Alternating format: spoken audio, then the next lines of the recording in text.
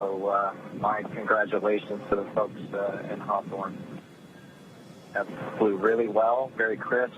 It was a little sloppier and wide, just like we saw in the sim, but all the other axes, as well as closure and opening, were all just as per. Excellent to hear. Thank you.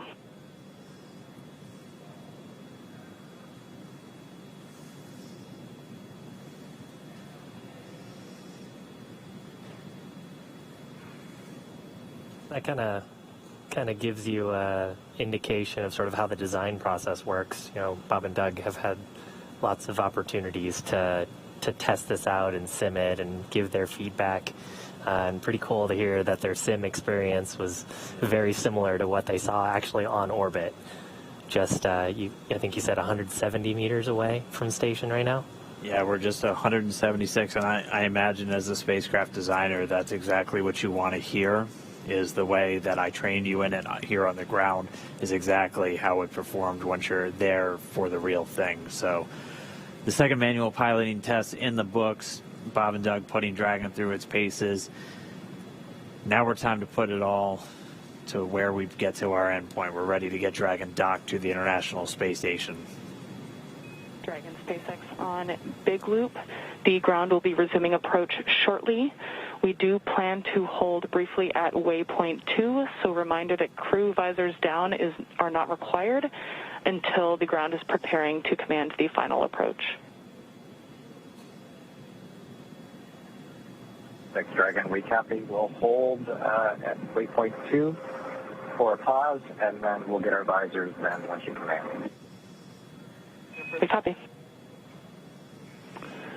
And station hits Houston on the Big Loop. As you've heard, Endeavour is resuming its approach to waypoint 2. Chris, you can monitor now for step 2. That's step 2 and 1.104. Crew Dragon approach and retreat monitor. Copy, step 2 will work.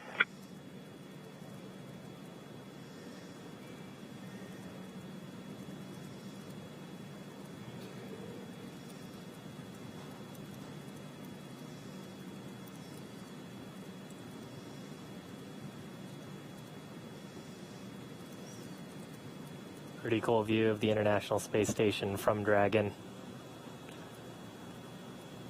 This would actually be overlaid, or rather their controls would be overlaid on the displays on top of this view.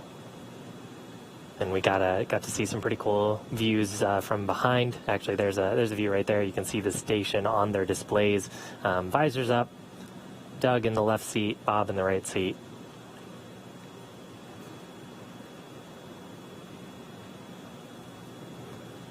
Yeah, so at this moment, Dragon is going to be resuming the approach. As we heard them informing the crew, they're going to have that one final hold when they're just 20 meters away. That's going to be at waypoint 2. We're expecting it to be a brief hold while the teams all tag up and do a final go to move in for docking. Getting a great look at the space station itself. The docking port is right in the center of our screen.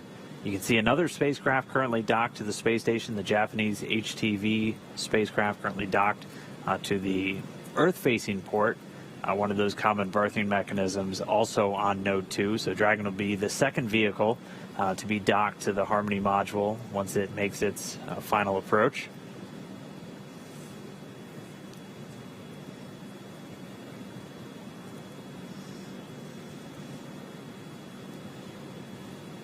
And it's moving in right now. Again, just to give you an idea of how quickly they're moving, they're going at about 0.3 of a meter per second right now. And so if you're having any trouble with that docking simulator online, remember to just slow things down a little bit, and your chances will go up exponentially. We just passed 140 meters away.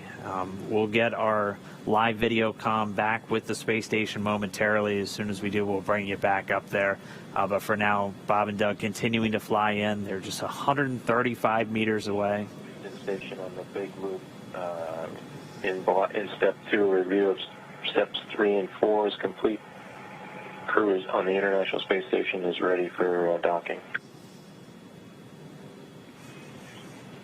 Station Houston on the Big Loop. We copy the review of 3 and 4 complete. International Space Station ready. Thank you. Expedition 63 Commander Chris Cassidy giving the report. Station is ready for docking. Yeah, and you can see the trajectory of the spacecraft. There are small corrections that are happening. So as we get closer and closer to station, we're trying to stay within those 2 corridors, which are shown coming out of the docking port that we're going towards. That little dot, I think, was the 20-meter hold point. So that's where we expect there to be the spacecraft holding right in front of the International Docking Adapter. There'll be a go, no-go pole. The ground teams have worked hard over the past probably years to come up with a set of what we call flight rules. So those are technical constraints, items that we look for, that if any of those criteria were violated, then we have a rule that we've predetermined, gives us guidance to say whether we could approach or not. So far, our vehicle has been very healthy, but technical ground teams will all do their due diligence to make sure that it's still safe to approach. Right, and at this moment, that approach is continuing, still moving in at about 0.3 of a meter per second. Dragon's coming up on just 100 meters away from the space station. So the very top there is the nose cone on the spacecraft, where we've got a cool view. Left side of your screen is the International Space Station. Right side of your screen is Dragon.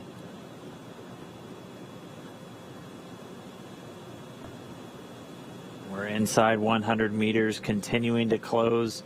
Again, we're going to have a short hold at 20 meters. Teams will just do a final check, and then they'll give Dragon the go. We're expecting it to be pretty brief. We should get to that hold point in just about 4 minutes, moving at our current pace. I think you can see a meatball and an American flag on that on the spacecraft. The NASA logo, of course, referred to as the meatball. I think there was some spirited discussion about the meatball versus the worm during ascent. And you can see those logos. That structure on the fairing structure is actually what the Super Dracos are housed in. Of course, all of those are deactivated now, only used for launch escape during the ascent portion. Nose cone right at the top of the vehicle, and you can see sort of the sealing surface. Those four circular slots right underneath the nose cone within that red ring are the forward bulkhead Dracos. That's what we were using while we were conducting all those burns, the 5 burns to get to this point. Right now, we don't have a reason to use those. We'll only be making small altitude corrections with the service section Dracos. And you can see the service section actually pretty clearly here too. There's a black portion and a white portion sort of separated by a fin. The black portion is solar panels, solar cells that'll charge Dragon's batteries, and the bottom side the white portion is actually a thermal radiator that's used to keep the spacecraft nice and cool. Of course, the avionics and the cabin, making sure that Bob and Doug are comfortable inside. Looks like we're getting a shadow cast. We are just 60 meters away, continuing to close in, just about 40 meters to go until we're at that hold point. Should get there in just over 2 minutes. Meanwhile, teams in Hawthorne and in Houston doing their internal go, no-go for docking. They're going to get all the teams pulled. Once everyone's go, we'll be able to give Dragon the final go-ahead for the vehicle to autonomously fly in and dock with the International Space Station. Should be coming up on waypoint 2 arrival in just about 1 minute, 45 seconds. At this point, it'll be 20 meters away from that docking port. The International Docking Adapter number 2 attached to pressurized mating adapter number 2 at the very forward end of the Harmony module. Right there on the right around the center, you can see the forward hatch. It's got a window in it. You can see a couple of handles, and there's some features that look sort of bronze-ish. Those are the pedals that we were talking about earlier as part of the soft capture system.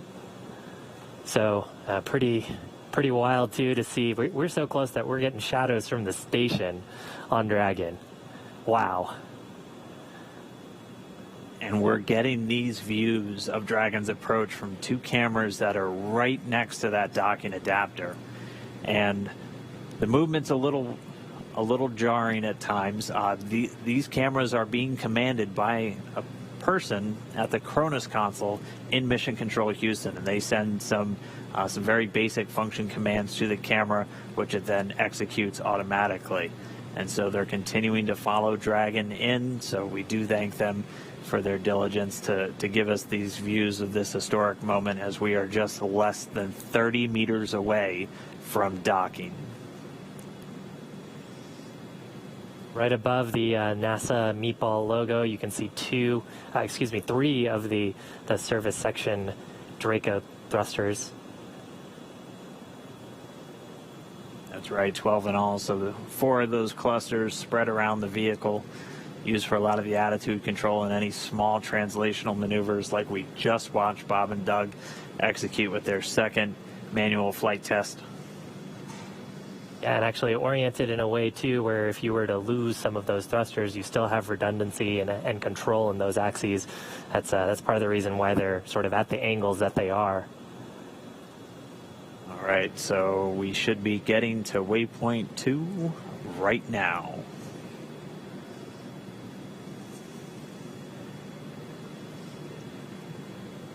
So it looks like we do have that hold.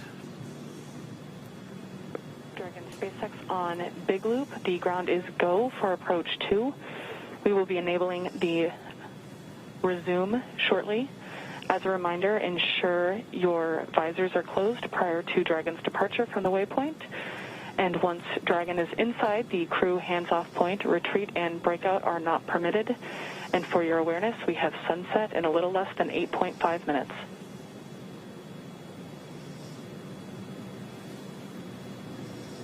Dragon copies all on the Big Loop. Go for docking.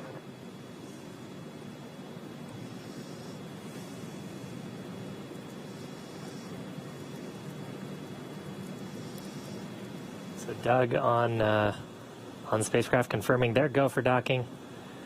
They're going to put down their visors. Got some instructions there about the crew hands-off point that we had talked about earlier. That's a point where we don't want the crew issuing any commands to the vehicle. It's about just about 2 meters away from the docking adapter. I believe the number is about 1.7 meters. Station Houston on the Big Loop. Houston and station are now go for docking. Chris, you can monitor per steps 3 and 4. 3 and 4 in 1.104 Crew Dragon approach and retreat monitoring. Copy steps 3 and 4. Next Dragon on the Big Loop. Our visors are down. Copy, visors down.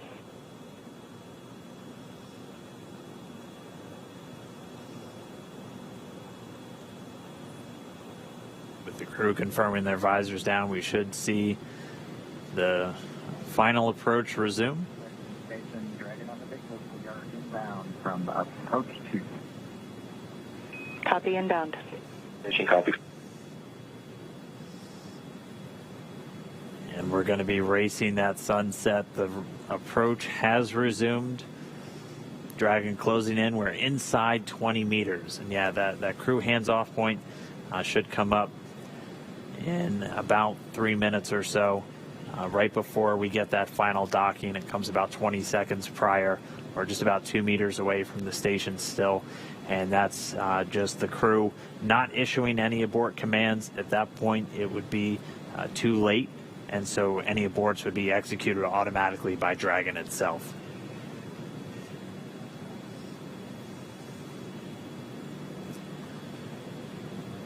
So we're closing in at less than 1/10 of a meter per second at this point. You can see the service section Dracos just doing all these very small, minor attitude corrections.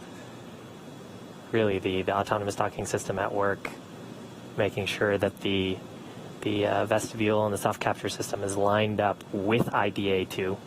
It's the International Docking Adapter.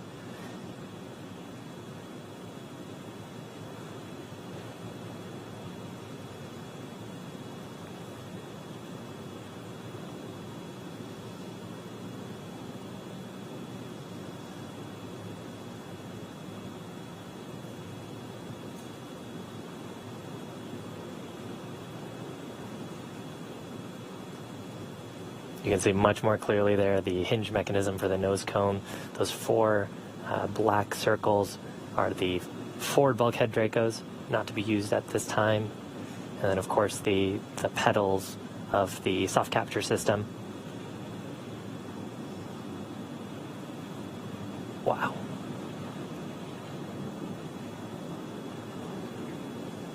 Dragon on the big loop, we're inside 10 meters. We cannot make out the docking target, but we do see the outline.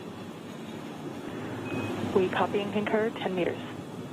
Right, we're less than 10 meters away. Again, we're closing at that rate of less than 1/10 of a meter per second. We should be just about 1 minute 45 seconds away from docking. There's a center line camera right in that middle, so that you can see where the forward hatch is, and right in the middle of that there's a window, and there's a center line camera that is aligned with the center of the vehicle and the center of the docking mechanism. So that is what the autonomous docking system is using to line up with sort of a cross-hatch, cross-target on the docking port. Again, the forward docking port on PMA2, or the pressurized mating adapter. And we are just 5 meters away. Again, we're racing that sunset. This Dragon continues to close, 4 meters to go. Those shadows of the space station on the vehicle.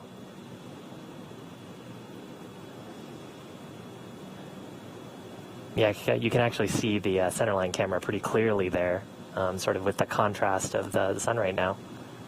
3 meters to go.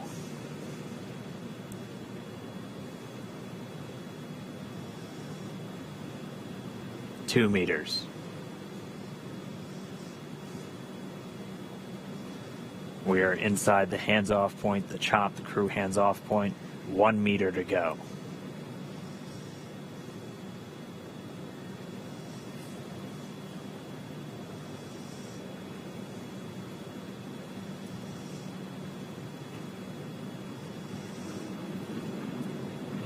Soft capture complete. Dragon in space. Soft capture confirmed. Stand by for retraction and docking.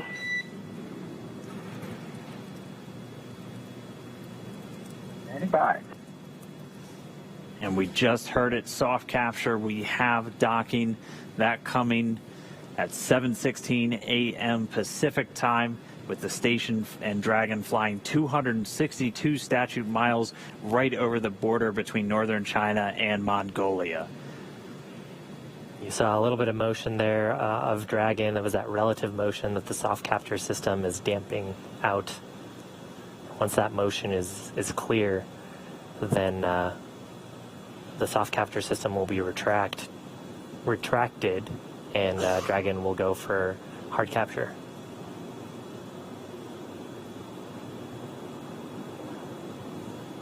Again, if just now tuning in, that soft capture, that docking coming 7:16 a.m. Pacific, 10:16 a.m. over on the East Coast. Dragon and the International Space Station were flying 262 statute miles right over the border between northern China and Mongolia. So that soft capture ring now going to retract. It's one more step on the way to docking complete. Copy. Proceed on board. Yeah, and so the next step here is once the soft capture ring is retracted, there are 12 latches that we refer to as hard capture latches. Those are what will really create that pressure-tight seal between the Dragon spacecraft and the International Space Station. So once soft capture is complete, and I believe we'll get that call from our core here, Anna, then we'll get confirmation of hard capture, and the crew, of course, aboard have this information on their displays. So they'll also see indication of hard capture complete. And once those two steps are done, then that's docking complete. That's right. We're expecting to hear some words from everybody. A pretty monumental moment I mean, for Doug Hurley, he's returning to where he last docked almost 9 years ago on the very last space shuttle mission, now commanding the very first commercial spacecraft to deliver astronauts to the International Space Station. That's got to be cool for them. They've mentioned quite a few times that they're best friends. Our favorite dads in space, as we've been calling them. This has got to be really cool for them. It's got to be really cool for their families too, watching this.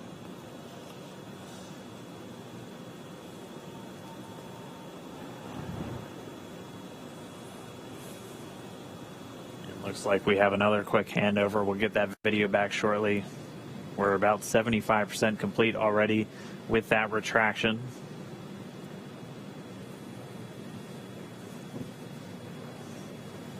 Once that retraction is completed, we'll keep an eye out for the 12 ready to hook indicators. Once those are ready, those 12 hooks will begin to engage, and that'll securely attach Dragon to the International Space Station.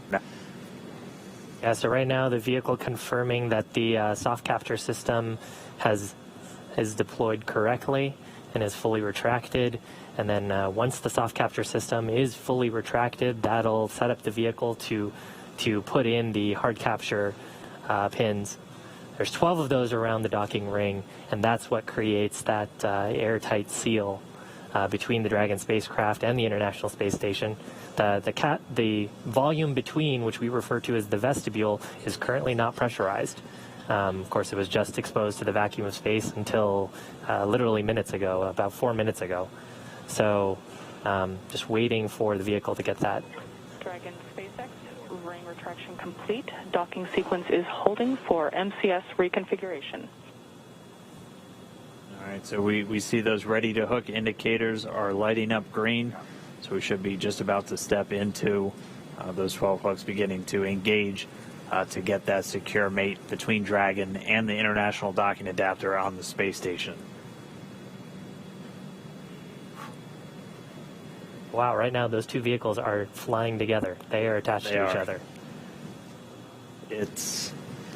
It's been just under 19 hours since we lifted off. We're actually at about 18 hours, 58 minutes, and 42 seconds. So we promised about a 19-hour ride up to station, and we made it just a few minutes before that.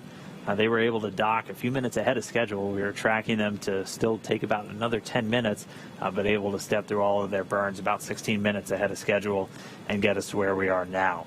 If you missed it just a few moments ago, that initial docking coming at 7:16 a.m. Pacific, 10:16 a.m. over on the east coast of the United States, and they were 262 statute miles flying together over the northern border of China and Mongolia.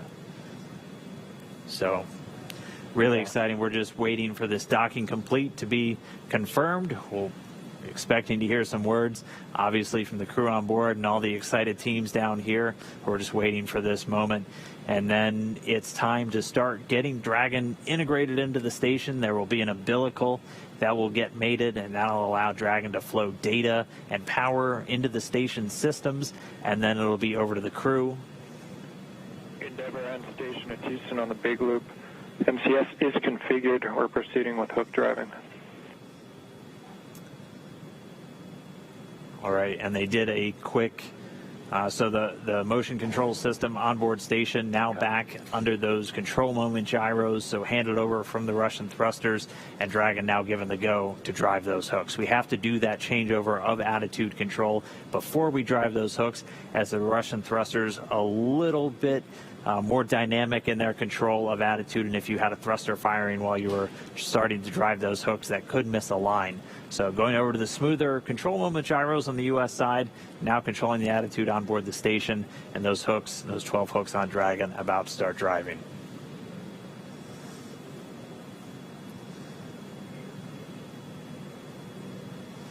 Right now, Dragon and ISS attached, just flying off the east coast of China, just underneath Japan. Attached to each other. We recently passed over to the orbital night, so we're on the currently the dark side of the world. And actually, we're lucky enough to see soft capture happen just as we were crossing over the terminator line.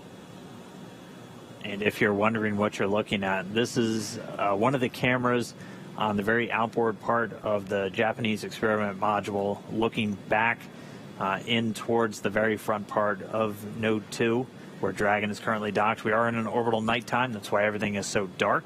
But you're looking at Dragon. It is horizontal to the ground. So the hatch part is right where that green light pretty much is. You can see the nose cone still illuminated above it, and it is currently attached to an international docking adapter on the International Space Station. And inside that capsule are Bob Behnken and Doug Hurley, first astronauts to fly on a privately developed vehicle up to the International Space Station. Both test pilots got to do some fun tests today. Have a few more steps before they can actually get aboard and ingress to the International Space Station. And that's what we heard over the big loop, that transition, which allows us to then proceed with hard capture. And we're seeing the first set of hooks, so the first 6 out of the 12 are now closed, 6 more to go. Again, there are 12 of those along the ring. And that helps us ensure that we have an airtight seal. It is vacuum around them right now, so we want to make sure we're keeping all of that valuable life support in the vehicle.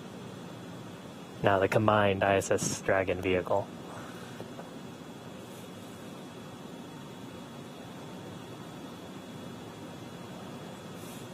Meanwhile, inside the capsule, Bob and Doug also standing by for this hard capture to complete.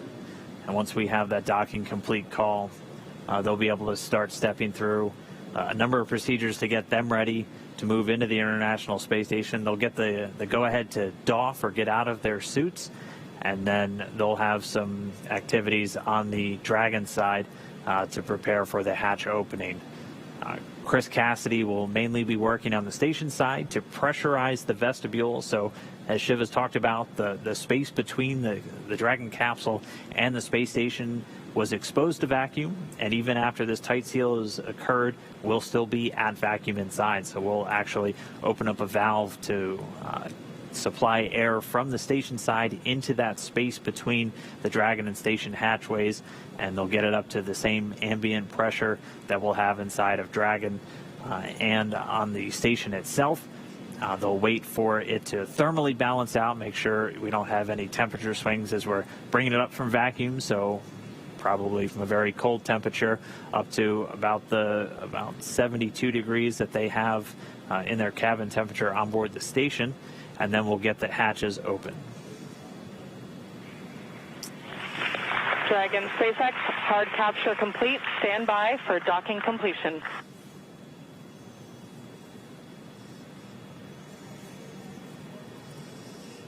Yeah. And now that hard capture is complete, so that's confirmation of those 12 latches to create that airtight seal. Now that's complete. The umbilicals from the station side will interface with the Dragon vehicle umbilicals, and that'll provide power and communications through space station directly to Dragon.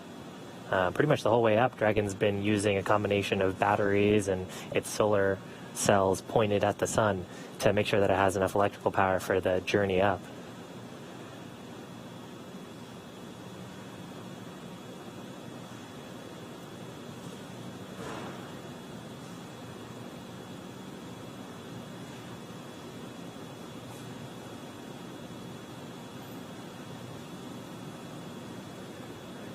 And we're just standing by now for that umbilical to get mated, and that's going to, again, as Shiv was just saying, start the power and data transfer between Dragon and the space station. They've been transmitting data through RF radio frequency on the way uphill, and during the final approach, this will give a hard mate, basically a wired LAN connection between the Dragon spacecraft and the International Space Station itself.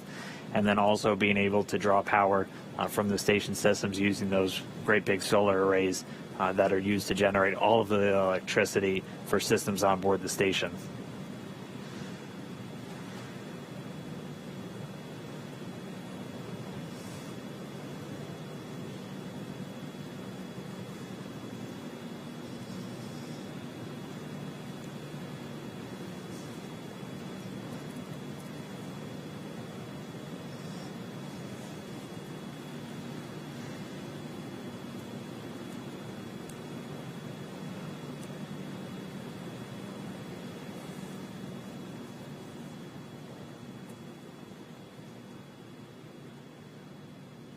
And the soft capture system has been stowed. We see the umbilical starting to deploy.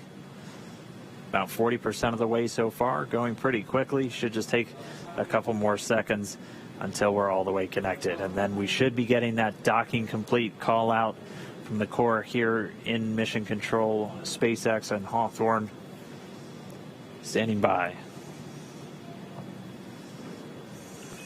Dragon SpaceX docking sequence is complete.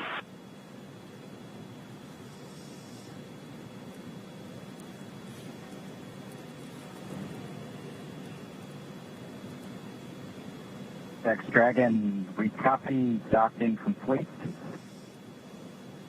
To say that it's been a real honor to be just a small part of this 9-year endeavor since the last time a United States spaceship has docked with the International Space Station. We have to congratulate the men and women of SpaceX at Hawthorne, McGregor, and at Kennedy Space Center.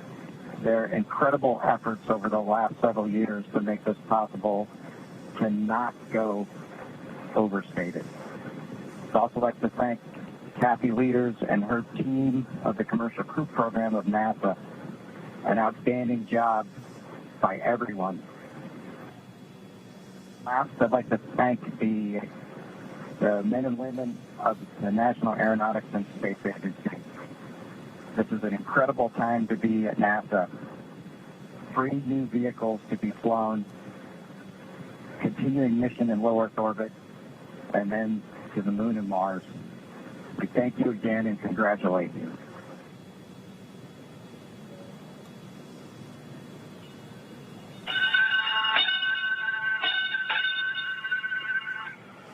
Dragon arriving. Crew of Expedition 63 is honored to welcome Dragon and the Commercial Crew Program to welcome aboard the International Space Station. Bob and Doug, glad to have you as part of the crew. Well done. Bravo Zulu. Okay, happy. Thank you, Chris. Thank you, Chris. Endeavour, this is Houston. Bob and Doug, welcome to the International Space Station after your spectacular rendezvous and docking of the first Crew Dragon vehicle. For the first time since the retirement of the Space Shuttle, you have completed a historic ride to the ISS and have opened up a new chapter in human space exploration. On behalf of the flight control teams here in Houston and in Hawthorne, California, and to our SpaceX colleagues, bravo on a magnificent moment in spaceflight history and on the start of a new journey that has changed the face of space travel in this new era of space transportation. Bob and Doug, good luck, and we look forward to working with you on board.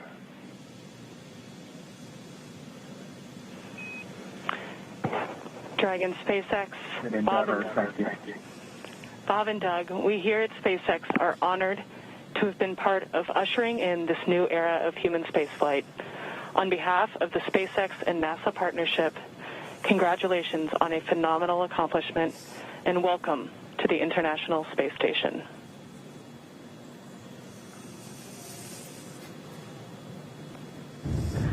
Well, thank you, Anna. We appreciate all the good words and everyone thanking us, but it truly was a magnificent effort by the entire team, the SpaceX team, the NASA team, and a team across America who was able to pull this off and bring human spaceflight again to our nation. Thanks for everything.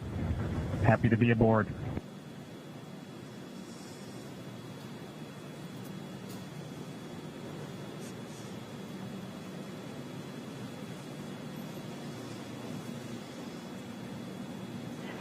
And Dragon SpaceX, With that, ground will be enabling hardline power and comm connection shortly. You are go to doff your suits per procedure 4.012. We will be configuring your video to go external shortly, and we have one request for Bob's suit doffing when you're ready to copy.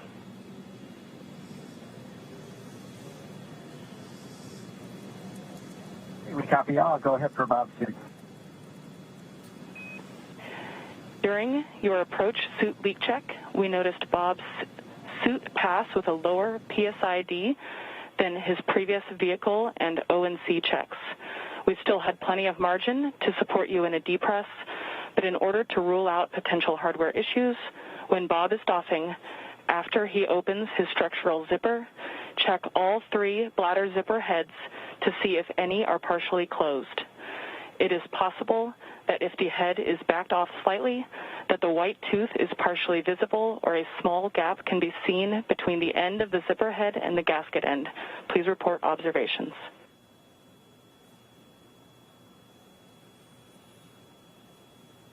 Copy. Bob will take a close look at his zippers when he doffs, and he'll get doffing first, so we'll let you know as soon as we see something or if we see something. Great. Thank you so much.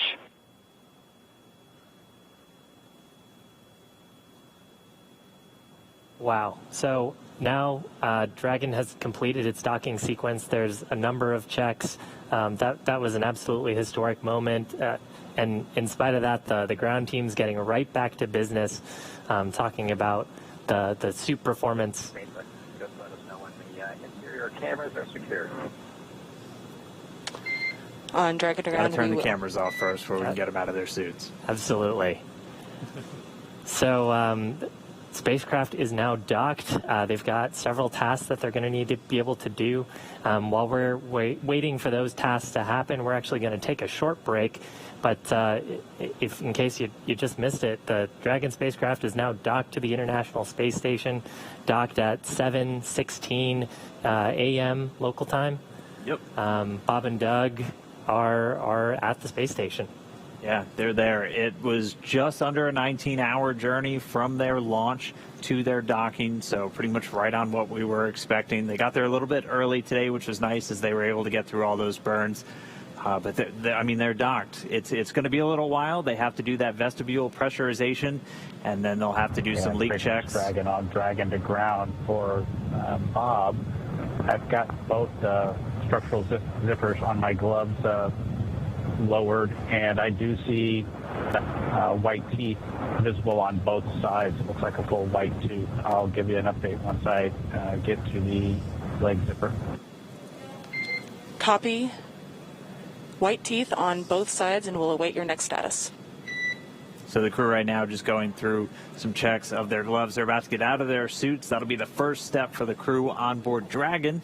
For the crew on board station, Chris Cassidy is going to start getting that vestibule pressurized, and then they're going to do leak checks. So they're going to be actually taking atmosphere from station, putting it into that vestibule, and then once we get all the leak checks done, things are thermally stabilized, it'll be time for hatch opening. We'll be able to see Bob and Doug get into the space station for the first time from on board the Dragon spacecraft. And again, for Doug Hurley, this is the exact port he was at almost 9 years ago when he was on the very last space shuttle mission. And now he's commanding the first commercial vehicle to dock with the International Space Station. I think that's going to do it for us in Hawthorne. We're going to give you into the very capable hands of Gary Jordan to take you through the rest of the hatch opening. We're going to be watching from here and following along. We can't wait to see these crew members on board the International Space Station. Thank you for everybody who tuned in. We hope you enjoyed the launch. We hope you enjoyed the ride uphill. We really hope you were with us every single moment from suit up until now, so you've been up for over 24 hours. But it's been an incredible experience for us to see these guys get on board the International Space Station, to watch Dragon go through the paces, to be lofted into orbit on Falcon 9. Something we've been waiting for years, seeing it come to fruition. I'm still grappling with. Dragon SpaceX on Dragon really to ground. Incredible. Video is and no Shiv, interior. It was an honor doing this with you today. Yeah, absolutely, Dan. Dragon copy. Thanks, Anna. Can't step on the crew. That's Can't step on the rule. yeah. But, there were some really great words there from all the flight control teams about how this was a joint partnership between NASA and SpaceX. I think everyone is over the moon here at SpaceX for this.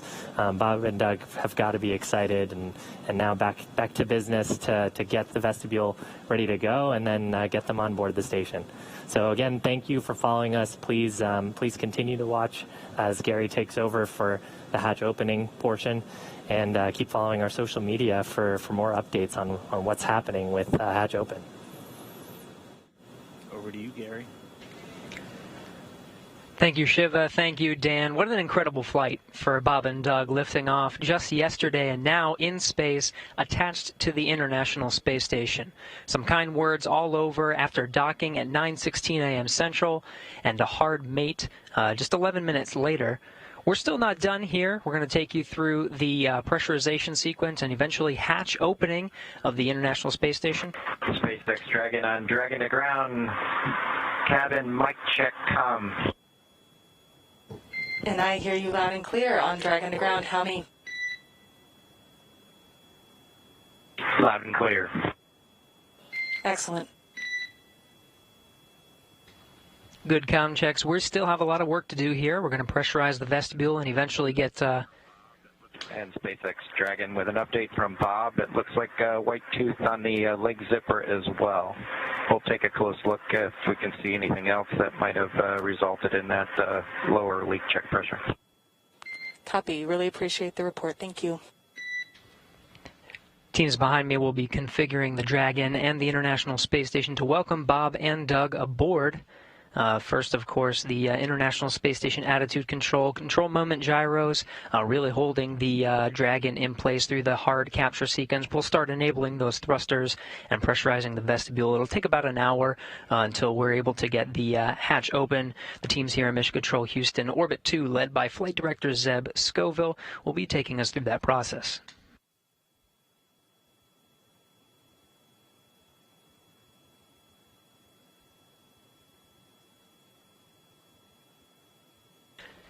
Aboard the International Space Station, Commander Chris Cassidy standing by in Node 2. Right in front of that is the pressurized mating adapter. He recently opened up the hatch to introduce some of the station air and mix it, get a nice mix in there, avoiding some CO2 pockets. That hatch you see just beyond Chris Cassidy there is normally closed. He was able to open it a little bit earlier today, mix some of that cabin air, and get rid of those CO2 pockets, make sure it's all clean and ready for Bob and Doug. He closed it shortly after just to make sure no FOD or foreign objects, anything were to float in there that would inhibit any hatch opening process today. One of the next milestones for Chris Cassidy will be to open up that hatch. He's got some cameras you see placed within that node. We'll get some good views of the hatch opening and welcoming Bob and Doug here in just about an hour.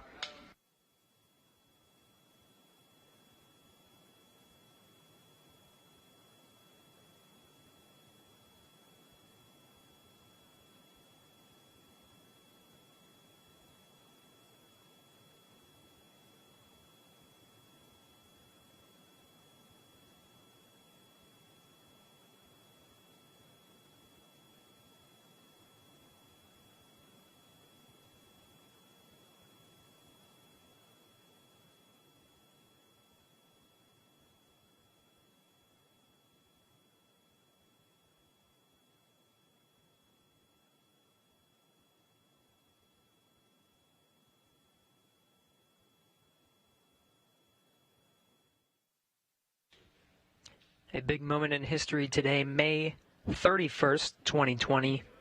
Just on the other side of that hatch, Bob Behnken and Doug Hurley have successfully arrived at the International Space Station. Still a couple of milestones to get through. Before we can open up that hatch, it's going to take some time. First, pressurizing the vestibule in between the station and Dragon. We'll bring that up to pressure. It's going to take some time for that pressure to stabilize. Of course, the temperature within that vestibule causes a little bit of swing, so we'll just wait for that to pressurize or to stabilize before opening up that hatch. Here at Mission Control Houston, Flight Director Zeb Scoville welcoming the director of the NASA Johnson Space Center, Mark Geyer. We'll have a few other VIPs here in the room to welcome Bob and Doug once they get through that hatch.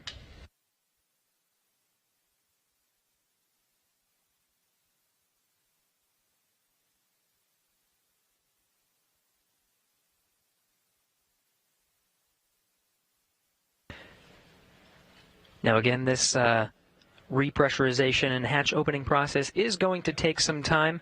You see now we're going to have some intermittent losses with the communication from the International Space Station. You're seeing now the International Space Station Flight Control Room, led by Flight Director Zeb Scoville. Just a handover of some of those audio and visual communications. We'll be regaining those shortly. Might lose them intermittently throughout the repressurization process, but the teams here will be monitoring all of the procedures, again, pressurizing that vestibule and eventually getting to that hatch opening.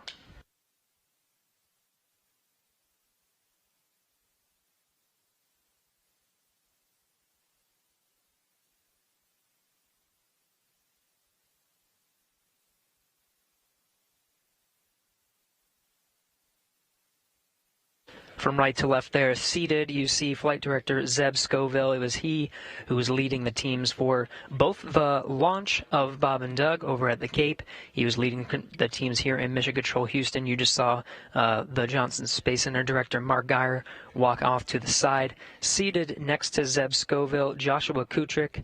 He is one of the members of the most recent class of astronauts, the class of 2017. Canadian Space Agency astronaut, went through candidate training and officially became an astronaut just recently.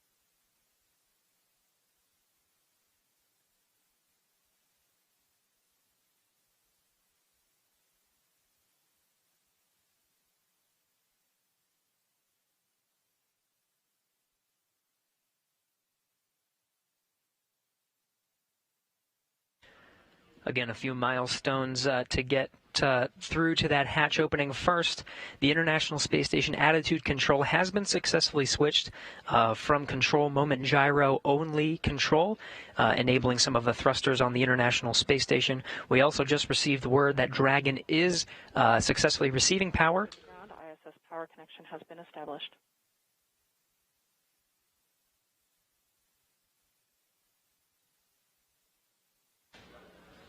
And there you have it. Dragon is successfully receiving power from the International Space Station.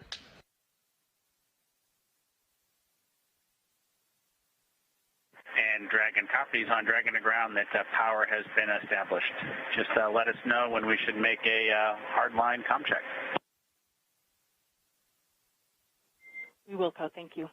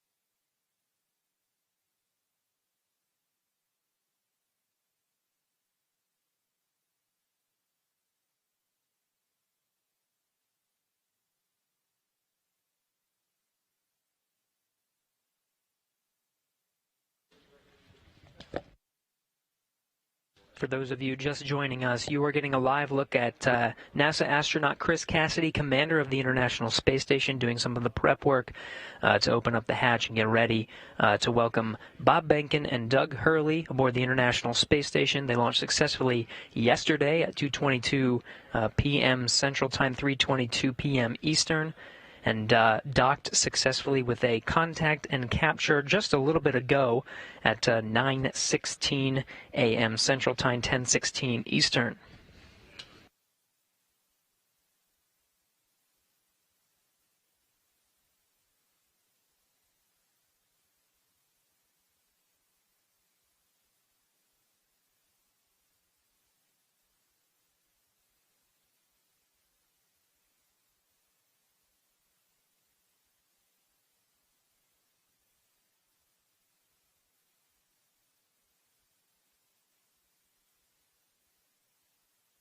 Now, some of the milestones to get that hatch open have already taken place. First, attitude control. For some of the docking sequence, for the initial contact and capture, attitude control was on Russian thrusters. That was moved to control moment gyros for hard mate, making sure that everything lined up and we got those ready-to-hook indicators green before driving those hooks. The attitude control has since been switched to enable some thrusters on the International Space Station. We did get confirmation of good power being delivered from ISS to the Dragon.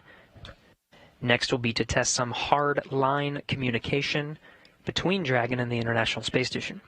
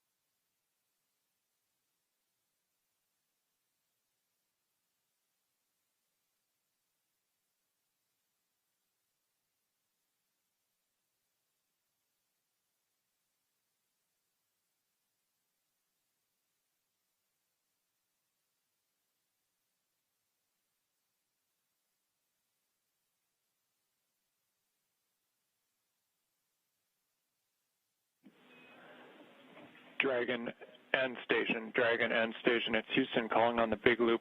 We're prepared and getting ready to transition the comm system to hardline, at which time we're going to do a couple comm checks. We just want to make sure everybody's on board with that and aware. So Dragon first, maybe let me know if you hear this and if you're go with that plan.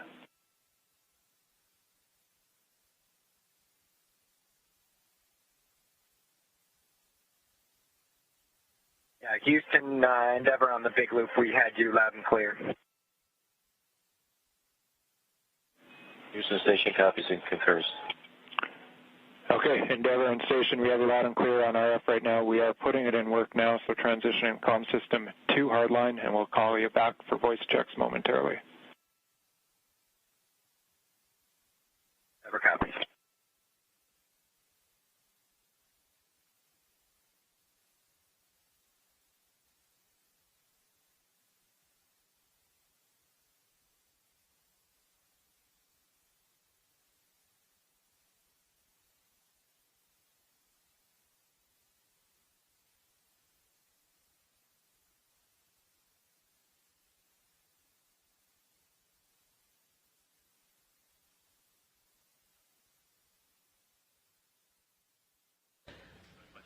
This is Mission Control Houston. The voice you just heard was Capcom Joshua Kutrick from here in Mission Control Houston, relaying through the big loop. That's integrated communications with Dragon and the International Space Station, just taking us through those procedures until we get to hatch opening. Now there's an umbilical connection with Dragon, connecting Dragon to the International Space Station. We did get good confirmation that power is flowing from the International Space Station to Dragon. Next, we'll be proceeding with some of the communications checks. The big loop established on the C2V2 Common Communications for Visiting Vehicle through some of the last legs of the rendezvous and docking of Dragon to the International Space Station. We'll switch that over to hardline communications, testing that out here shortly.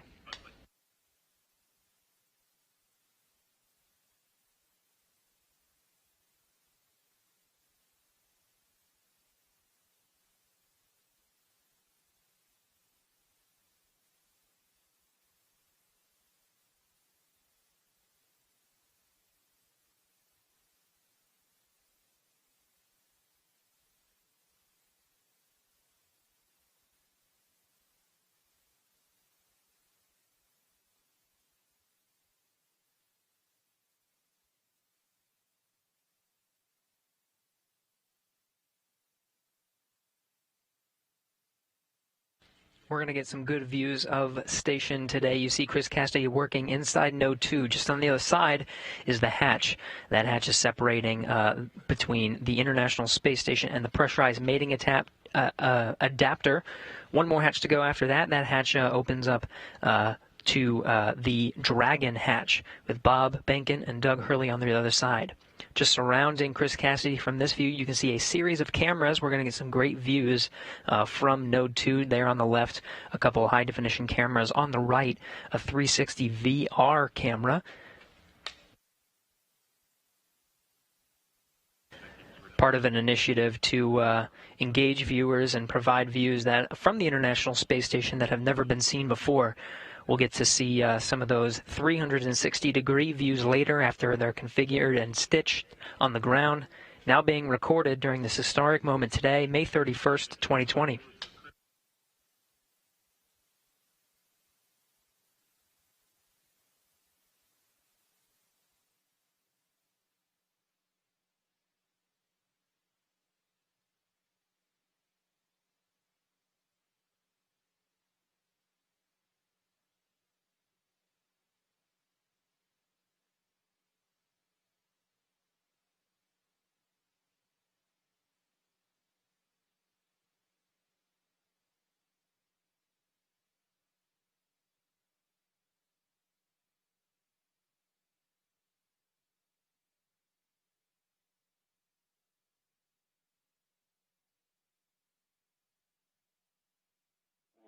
Affirmative, we are on the same page. Those steps in the execution note are all that's needed.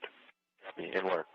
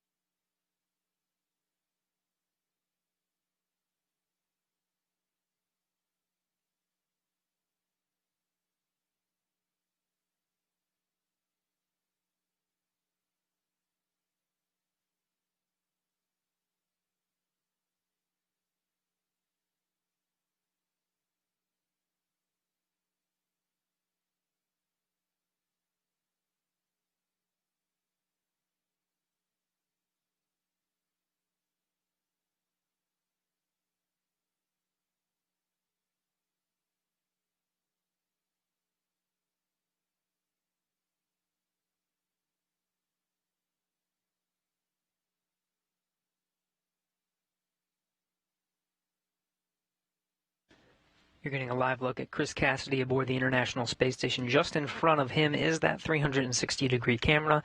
He's got cameras situated all over Node 2, pointing right towards that hatch. On the other side, we'll be welcoming Bob Behnken and Doug Hurley after pressurization of the vestibule, and we'll start beginning hatch opening after that.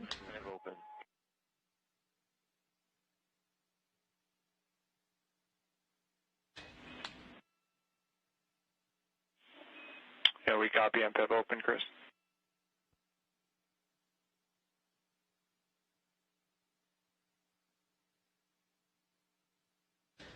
Another handover of communication from the tracking and data relay satellites, providing video and audio communication from the International Space Station, now integrated with the Dragon power.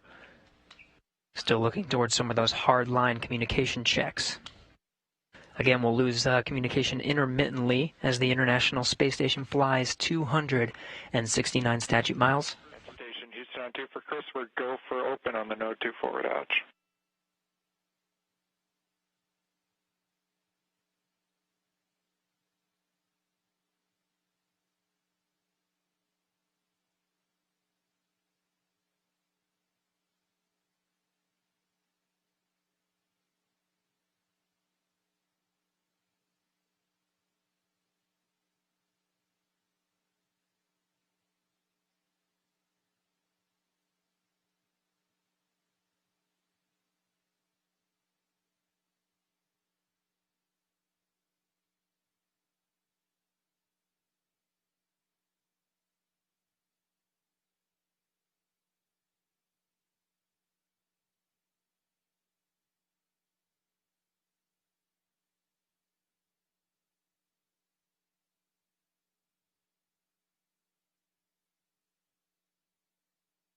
Regaining some of that video from International Space Station, Chris Cassidy given the go to open that Node 2 forward hatch.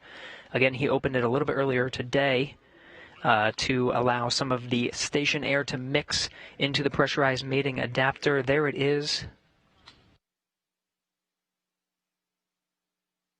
Now again, there's a few more hatches to open until we are able to welcome Bob and Doug aboard the International Space Station. You're looking through the hatch into the pressurized mating adapter. There's another hatch down there through the pressurized mating adapter that opens up to the International Docking Adapter. Houston at 3, hey Josh, there was zero on DPDT, and the Node 2 forward hatch is open.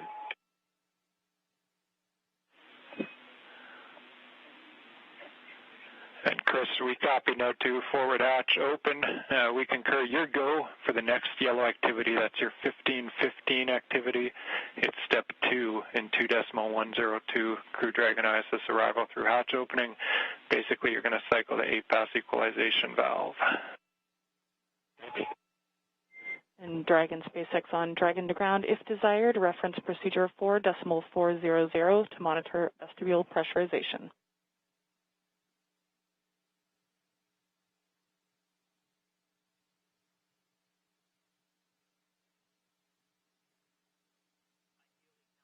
And copies. Small.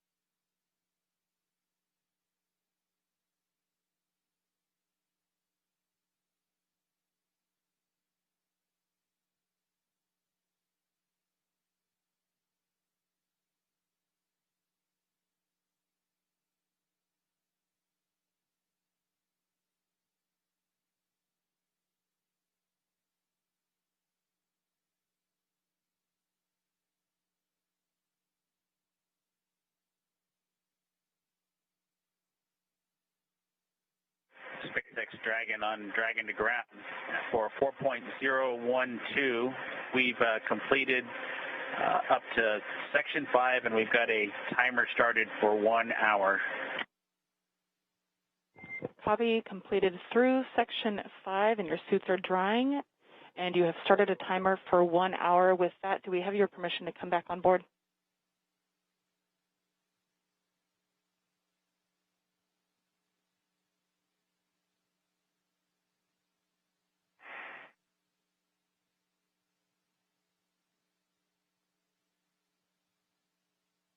Get you back on board. We copy. We are go to come back on board. And with that, you are go to perform sections 1 through 3 of 4.400. We do recommend deferring your step 2.1 for the waste system flush until closer to hatch opening. In section 3, as you are performing your inventory, please collect all your food and water bottle trash and consolidate it into the 2 trash bags within their common bags in location 18. You will transfer the plastic bags containing this trash to ISS for disposal during a scheduled activity after ISS ingress. And do note that you are welcome to defer this inventory until after you eat your meal that is scheduled for right about now.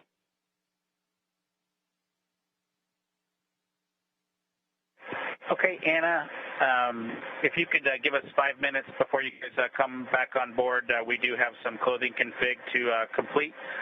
Understand we've got to go for sections 1, 2, and 3 of 4.400, and we will consolidate our trash into the bags provided in location 18. And we'll defer the docked waste configuration, section 2 of 4.400, until it gets closer to hatch opening. Station, we copy 1507. We copy, and we will wait 5 minutes before coming on board, and we'll check with you before we do so if we don't hear from you first. Copy, ready.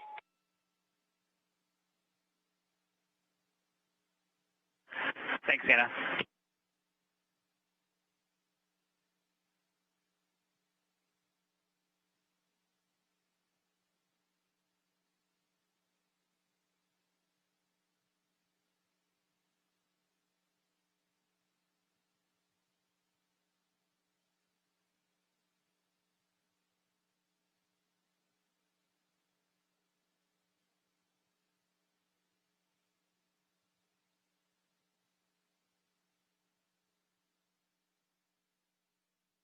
This is Mission Control Houston. You're listening to crews on board the International Space Station and Dragon prepare for opening the hatch. You're seeing Chris Cassidy aboard the International Space Station already opened the hatch 2, the pressurized mating adapter just below that hatchway you see at the center of the screen here. On the other side of the hatch is the hatchway to the International docking adapter. On the other side of that, the recently docked Crew Dragon. Vestibule pressurization is underway.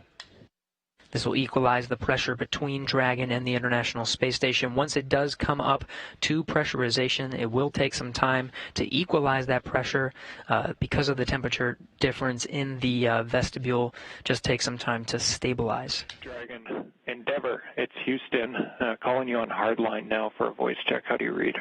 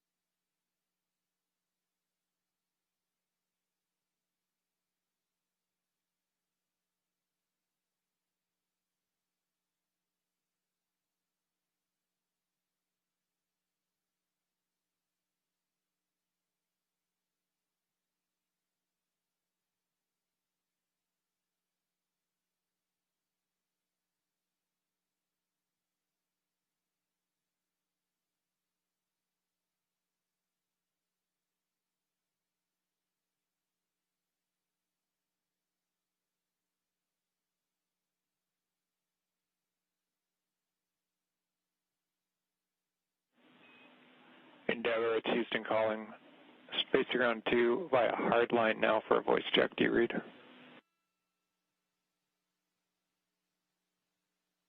Houston calling. Dragon voice check. How do lead us? Counting 1 to 1, 1 to 2, 1 to 3, 1 to 4, 1 to 5.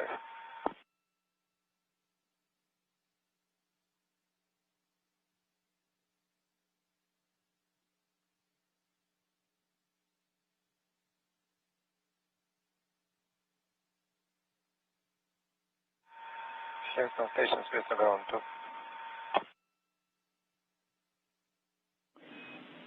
And Station Houston on 2, Anatoly, we hear you loud and clear. We're going to swap a couple minor things here and try Dragon again. We're still trying to get calm with Dragon. Standby 1.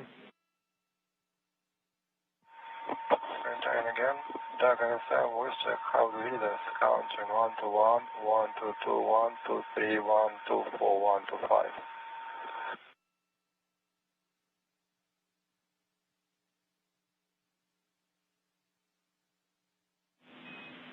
And Station Houston on 2. Everybody, we'll just stand by for a few minutes. We're going to try to raise Dragon by another means. Stand by.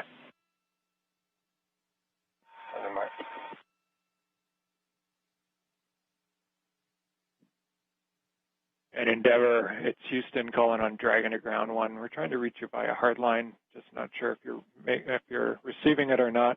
Let us know at your convenience.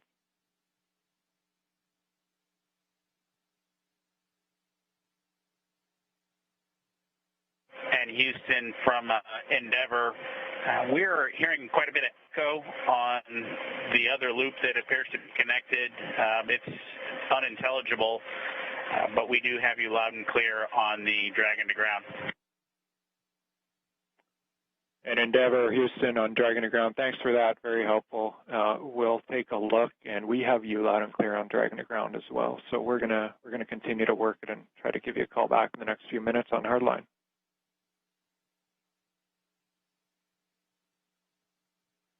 Endeavor copies, thanks.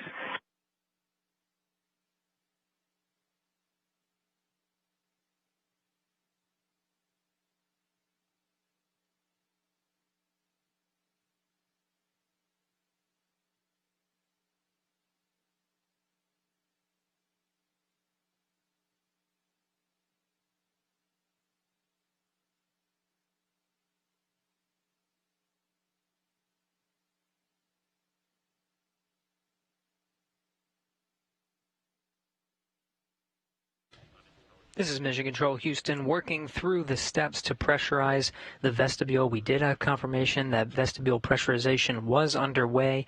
We do have power flowing from the International Space Station to Dragon after it docked for a contact and capture at 9:16 a.m. Central Time, 10:16 a.m. Eastern, just earlier this morning. A few other milestones to reach. We need good audio communication hard-lined through the umbilical where Dragon is currently docked on the other side of that hatch, providing now power, just making sure those hard-line communications are intact. Working through that as we count down towards the milestones of opening that hatch.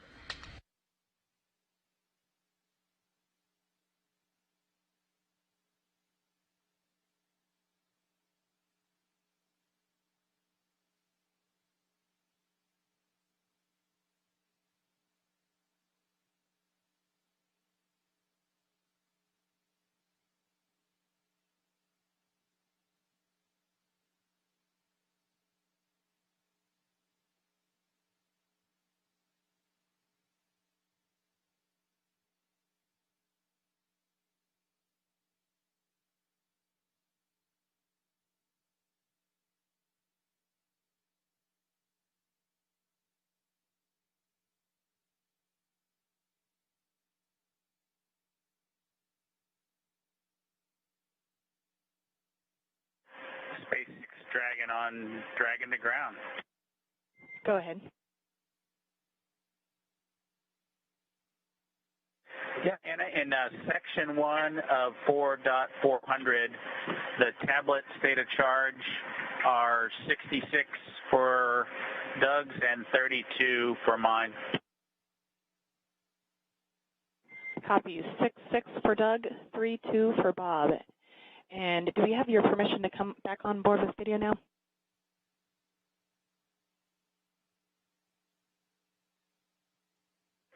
Yeah, go ahead and come on board. We just may have to take it down at some point, as you might imagine, but come on board.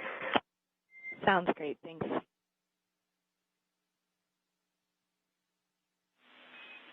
Station Houston on 3 for Chris. Your convenience, but just an update on the comm status.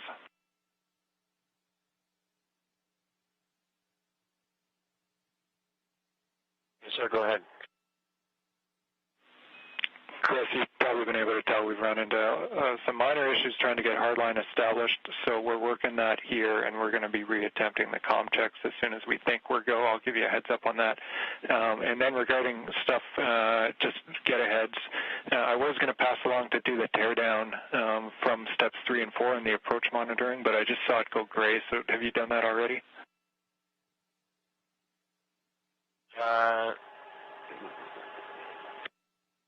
Hold on just one second. Which one was that? Maybe I fat fingered the wrong procedure.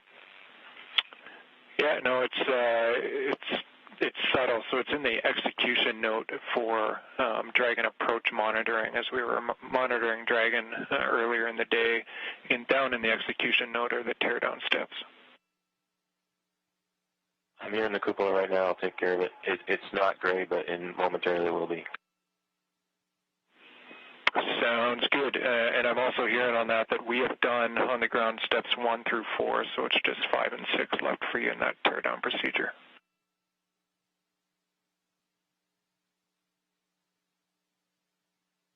Copy that.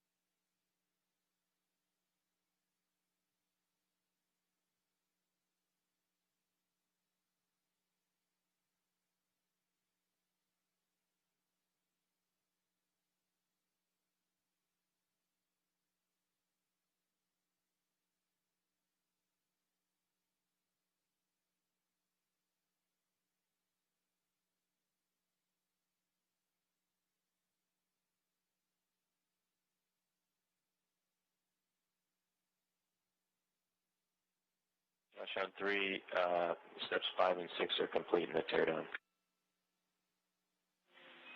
Copy, Chris. Thanks for that. And just about to hit the button and reattempt the hardline checks with Dragon. Okay, copy. Endeavor, it's Houston calling via hardline voice check. How do you read?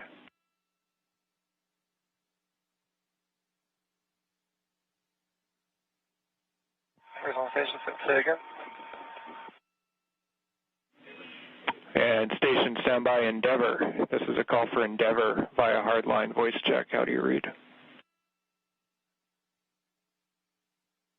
Houston, Endeavor, completely unreadable. It's skipping pretty badly.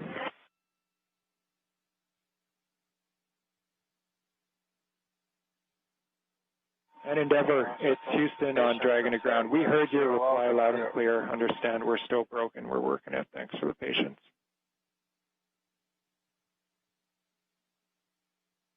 We got you, Josh. That's exactly the case. Thanks.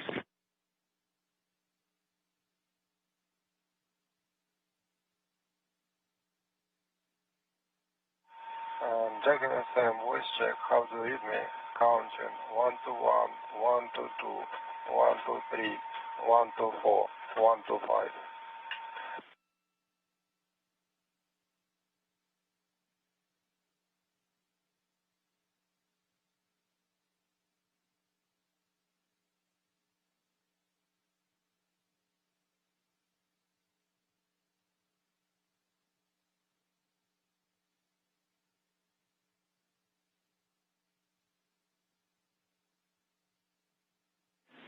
And station on 2 for Anatoly. Anatoly, we're hearing you loud and clear in Houston.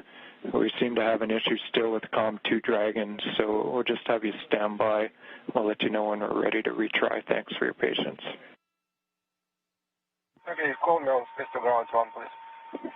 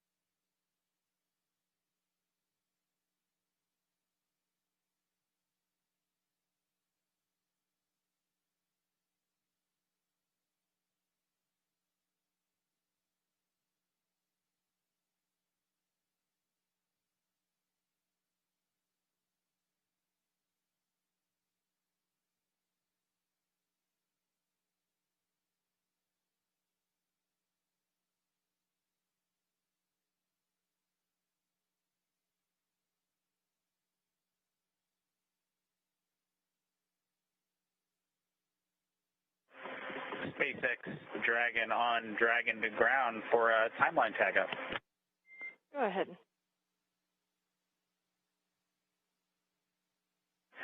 Yeah, Anna, we're managing the collection of the used water bottles and other items as well as our meal, and just looking to understand a little bit better how closely we're to hatch opening or another timeline milestone. We're kind of running to the end of the tablet here with meal 5 that started about, 25 minutes ago or so, and so just wanting to understand how much time we've got in front of us.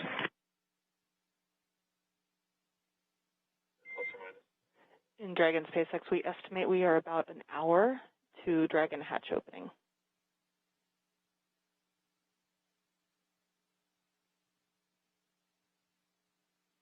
Copy that, Anna. Thanks for those words. It just helps us manage getting things done. And looks like you guys are on board. Welcome aboard, I guess, the integrated space station now, huh? Indeed. Thank you so much. We're excited to be here.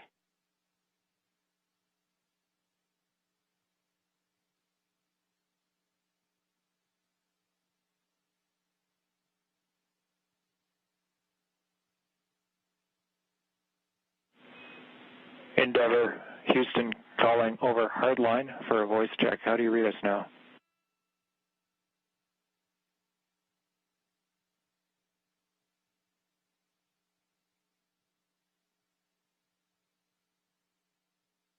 Houston or station from Endeavor. I'm not sure the location of that last call, but still quite a bit of skipping and unreadable.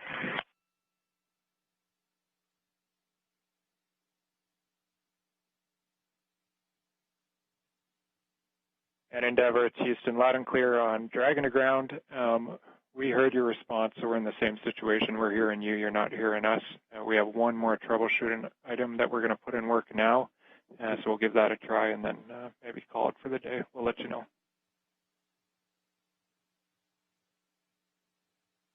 Endeavor copies. Thanks, Houston.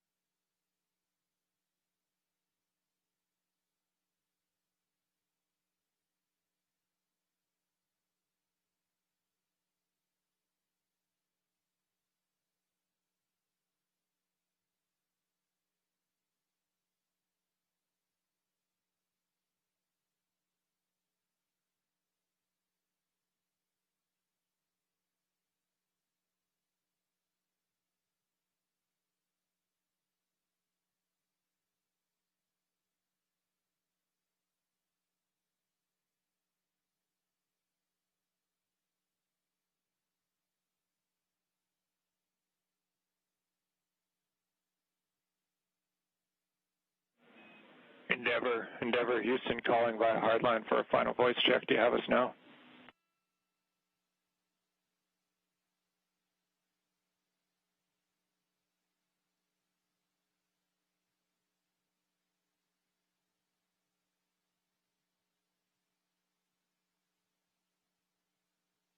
Houston, Dragon on the big loop, that was an improvement, but it's still completely unreadable.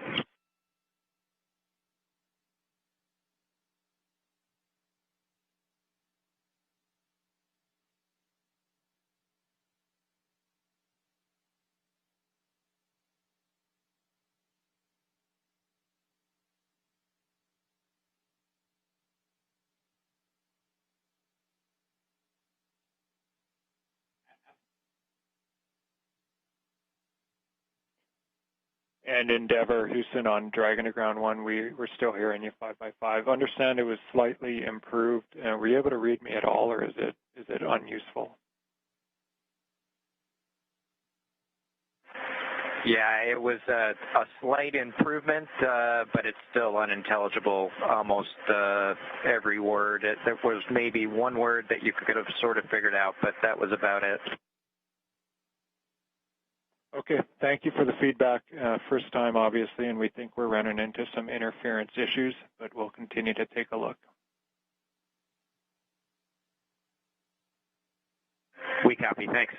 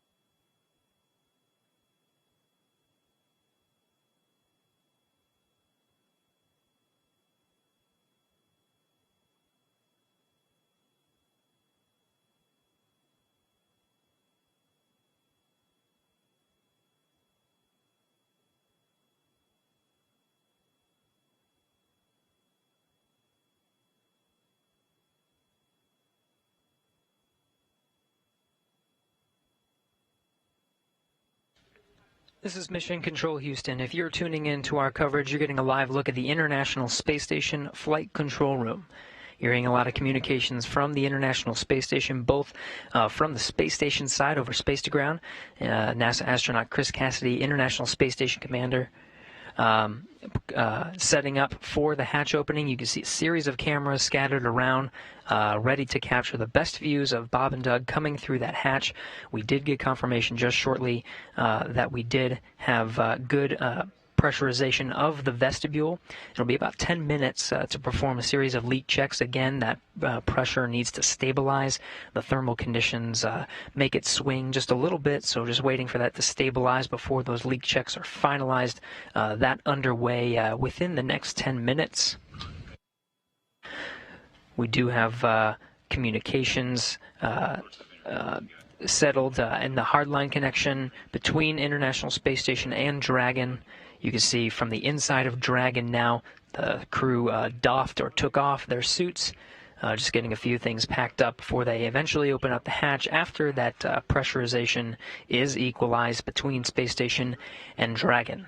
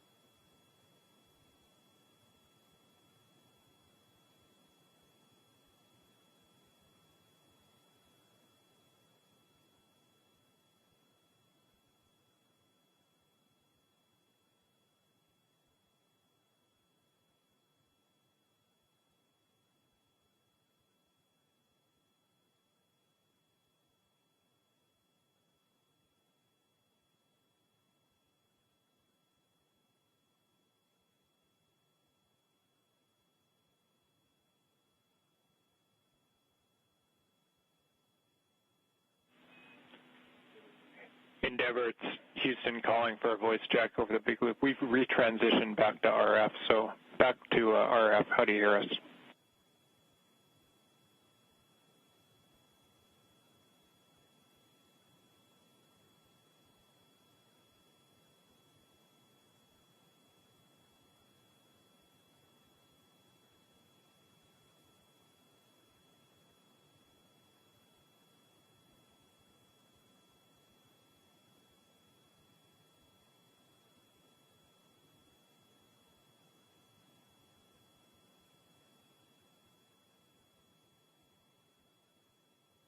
Houston Dragon on the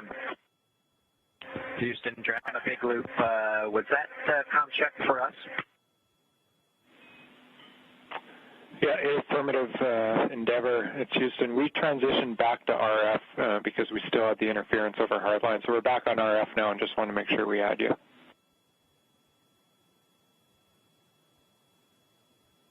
We've got you loud and clear on RF.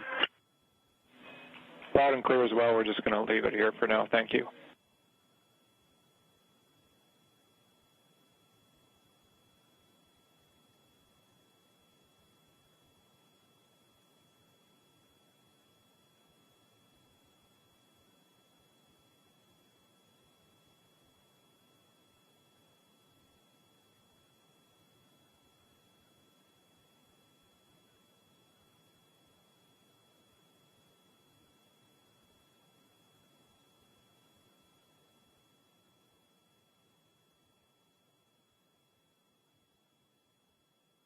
Here's a live look from inside the Crew Dragon. You're seeing Bob Behnken and Doug Hurley just preparing the inside of Dragon. They have doffed or taken off their suits. The pressurization between Space Station and Dragon is complete. They just need to perform some leak checks, make sure that pressure is stable before they actually open the hatch. Teams working together on the ground, International Space Station Flight Control Room and the Flight Control Room in Hawthorne to get that big loop communication configured so everyone can hear each other through this process, figured out a workaround using RF connection.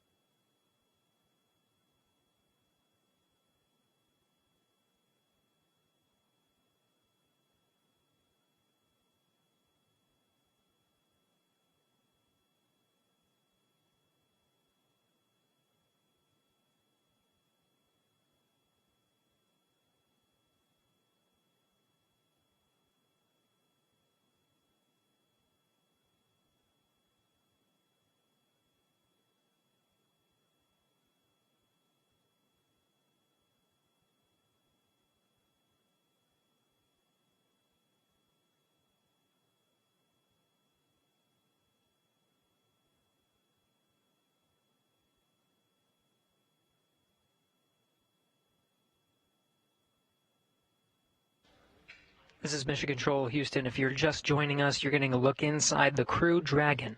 That was Bob Bankhead seated on the right side, the pilot seat, or the Joint Operations Mission Commander seat for Demo 2. He and Doug Hurley, the commander of the spacecraft, just preparing the inside, putting away some trash. They just doffed their suits, and right now just waiting for the pressure to equalize between the International Space Station and Bob and Doug. Just two hatches, really, separating them from the inside of the orbiting complex. Aboard International Space Station, Commander Chris Cassidy has been outfitting Node 2. It's the first node. Once you cross over some of the hatchways, there it is. You can see some of the cameras positioned around to capture the crew coming in to the International Space Station. Much of that work completed at this point.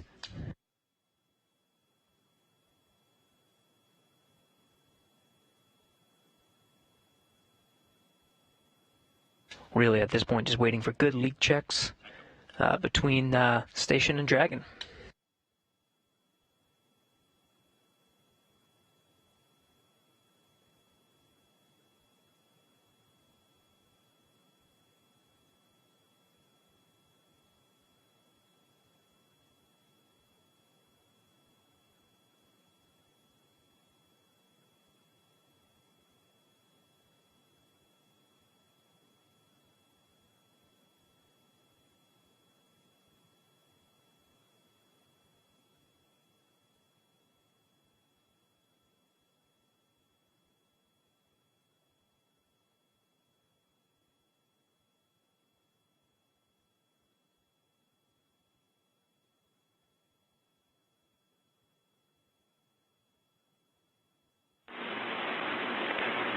Station Huntsville, Space to Ground 3 for Chris on the ISS experience.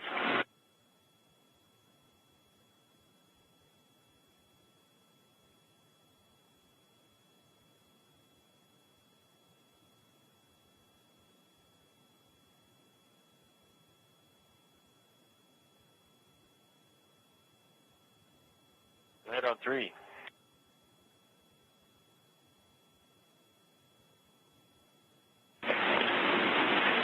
Hey Chris, we're not seeing good connection between the SSC-25 and the camera. We're coming up on a handover, but we're looking for a reboot of SSC-25. Reboot 25, copy. SpaceX Dragon on Dragon to ground for inventory. I am here and ready to copy.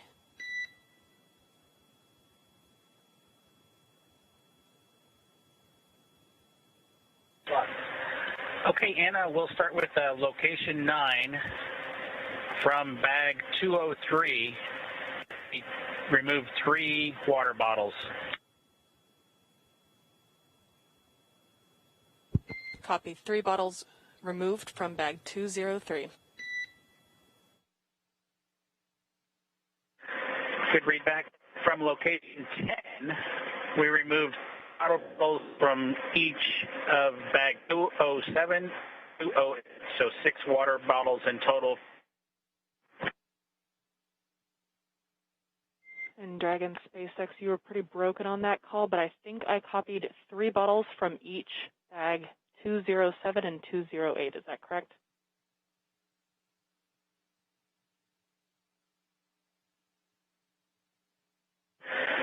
That is a good readback, Anna. I copy.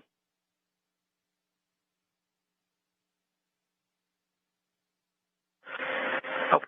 For location 11, 1 dinner from bag 317, 1 breakfast from bag 315, and 1 lunch from bag 316. There are several... I copy 1 dinner from 317, 1 breakfast from 315, and 1 lunch from 316. Folks are interested, but they're all, everything that was taken has been sent down. That's a good readback. And location 12, 1 dinner from bag 321, 1 breakfast from bag 319, and 1 lunch from bag 320. I copy 1 dinner from 321, 1 breakfast from 319, 1 lunch from 310. And am I correct to conclude all of this includes your consumption from the lunch that you just completed?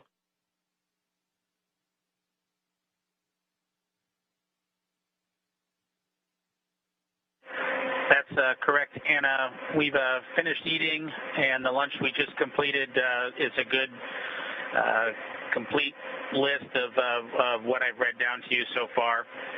The only thing we have remaining is the flush of the waste system here, and we'll do that with a water bottle and report when we do that a little bit later. Copy. That sounds like a perfect plan. Thank you so much.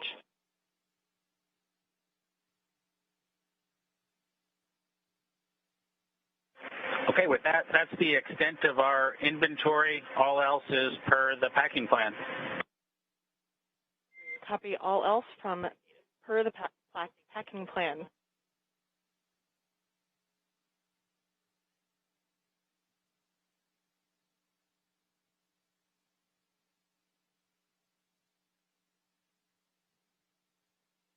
This is Mission Control Houston. You've seen Chris Cassidy, International Space Station Commander, do much of the setup, but he does have 2 crew members on board, both Russian cosmonauts. Next to him right now is Ivan Wagner, rookie space flyer that was on the same Soyuz spacecraft that Chris Cassidy launched on from the Baikonur Cosmodrome just a little more than a month ago. Also on board is Russian cosmonaut Anatoly Ivanishin.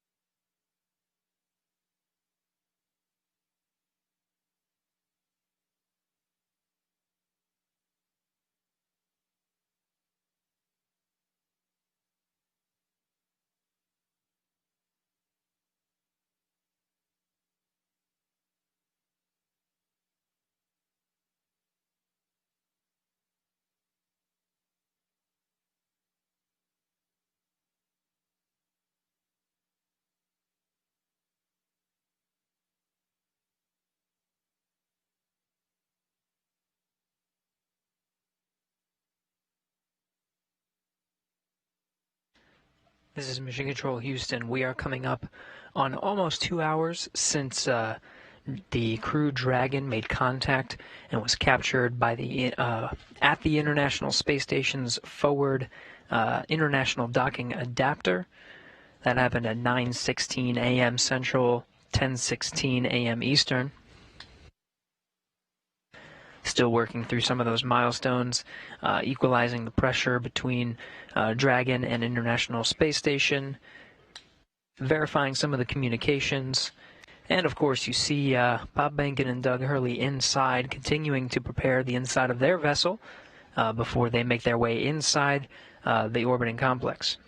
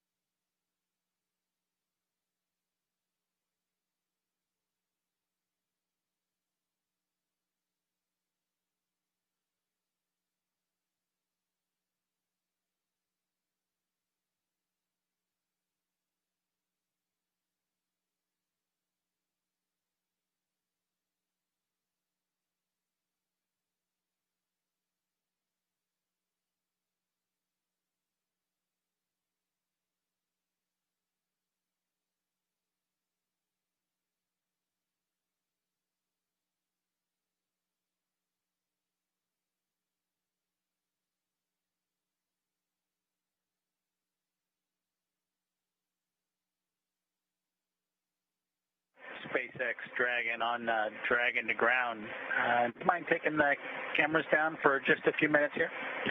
We will put that in work and let you know when it's done.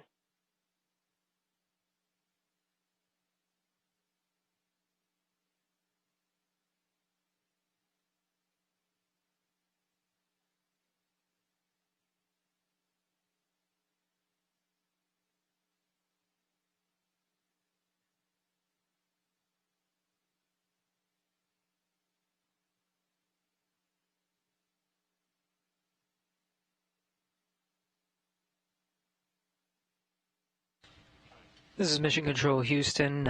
You heard the call from Bob Behnken, Joint Operations Mission Commander of the Demo 2 mission, taking down some of those video feeds. We're still waiting for some of those milestones to pass before actually opening the hatch. The Dragon crew continuing to get themselves ready before opening the hatch. Chris Cassidy on the other side, just preparing some of the camera views, making sure everything's set there, done even a little bit ahead of time. We do have confirmation that there is a good data connection path between Dragon and the International Space Station. Some of those checks underway next.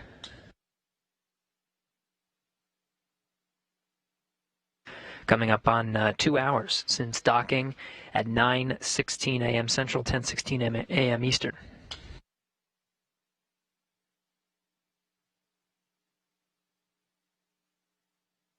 Space Station on 3. The SSC's been rebooted. Any success?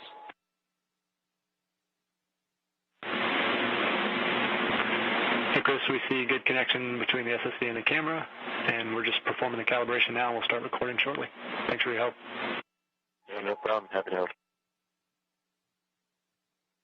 Dragon SpaceX, we have gone exterior with the cameras.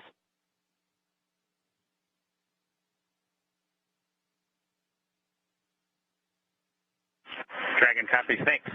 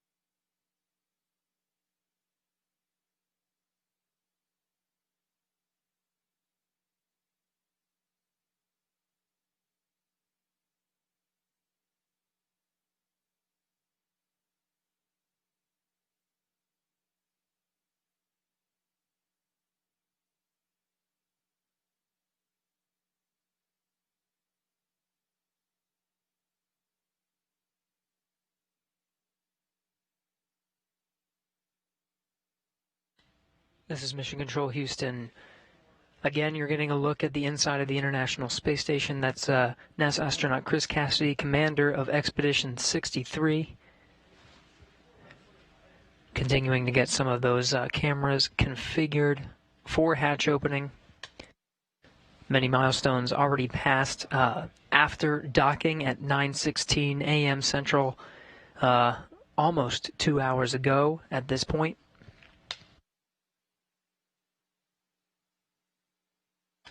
At the time of docking, the International Space Station was on Russian thrusters. After contact and capture, was moved over to control moment gyro, stabilization and attitude control, now back to its standard configuration of thrusters and control moment gyros. After an umbilical connecting Dragon to the International Space Station was established, we did get confirmation of good power flowing from the International Space Station to Dragon. Dragon now relying on station power. We did get confirmation of good data transmission, and of course the teams here on the ground, both here in Houston and in Hawthorne, troubleshooting some of the communication to make sure that is ready to go prior to hatch opening.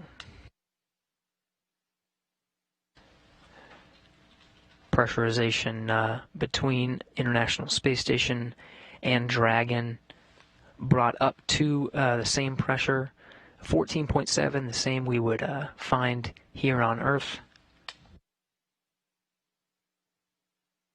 Leak checks are next to confirm the pressure is stabilized between the two vehicles. You see the hatch just on the other side of Chris Cassidy there. That's the hatch to the pressurized mating adapter. There's two more hatches once you go down that hatchway. One is to the International Docking Adapter, and the other is the hatch of Dragon itself.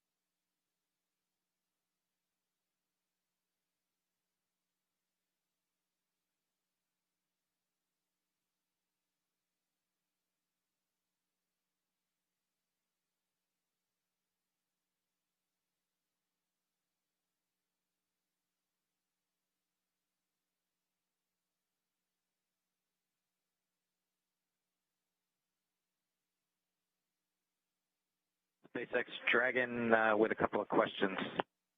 I am here and ready to copy. Hey, Anna. We show about an hour and 11 minutes since we started drying the suits, just to let you know that. And then the other thing is we can put 4.400 Section 2 in work if you think we have some time before we get the hatch open. We copy. You are go to stop drying your suits and turn off that suit fan at this time. Let me get you words on that waste system flush. Copy. We'll shut the suit fan off now.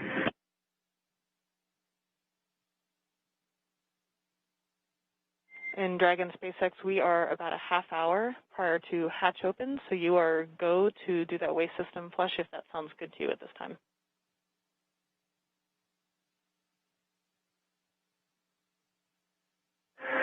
Okay, we may give it a few minutes. If it's going to be 30 minutes until hatch opening, we may want to use it just one more time.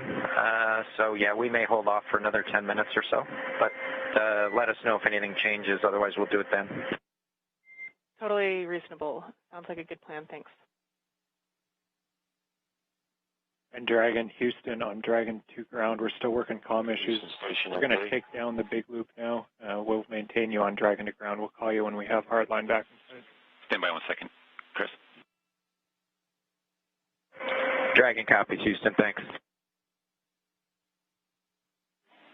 Go ahead, Chris. Sorry, I was talking to Dragon. Yeah, no problem. Hey, I'm just looking ahead at the PAO event, and I know it says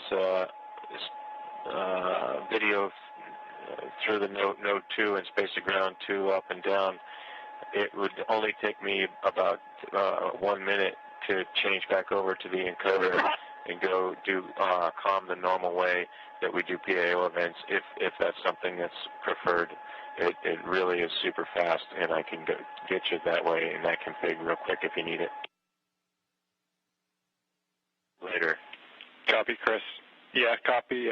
Thanks for that. We'll offer it up, and I'll let you know if we want to go that way.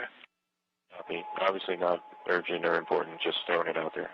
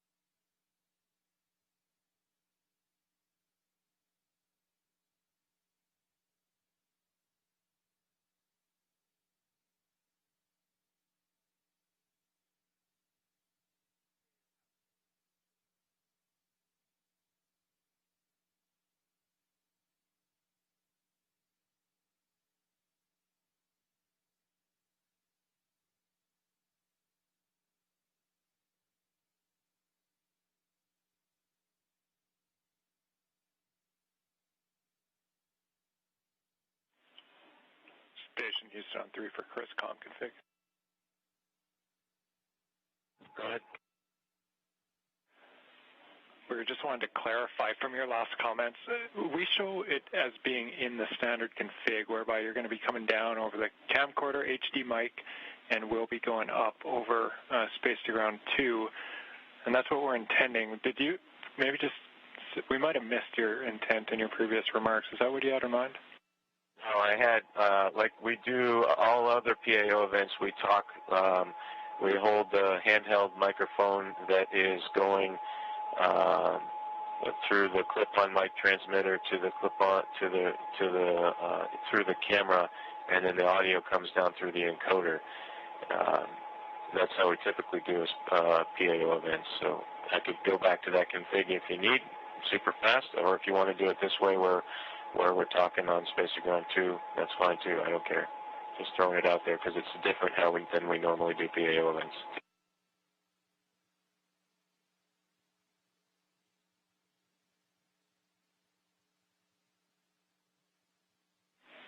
Semi. And just to be clear, with the config we're in now is the Node 2 camera is not connected to the encoder, as you probably know. So all I would do is just plug the cable back into the encoder and switch back over to the nominal Node 2 camcorder.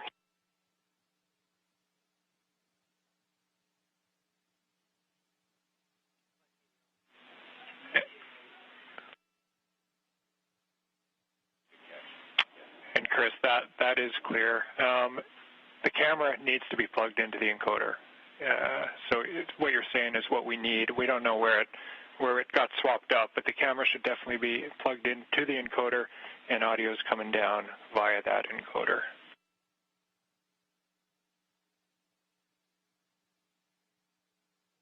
Okay, so yeah, we'll just use it on the. I guess what I was thinking is going back to one without a battery and not be dependent on the battery, and going back over to the nominal cable, which includes power. I just get a little leery about relying on these batteries. Gabby, we have Photo TV online, so we're talking to them on the phone right now. Stand by one.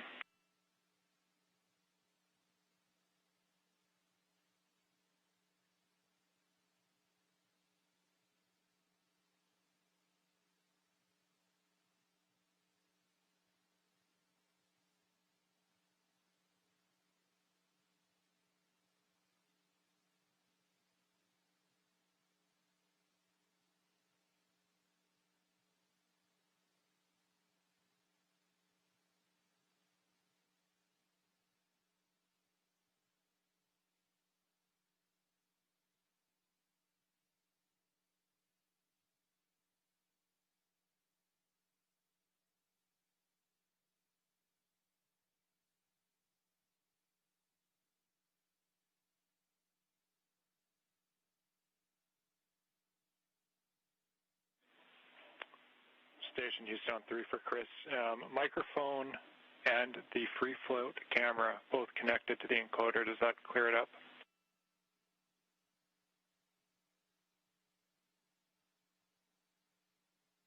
Okay, copy all. You want the free float camera, and we'll use the handheld microphone through the ATU.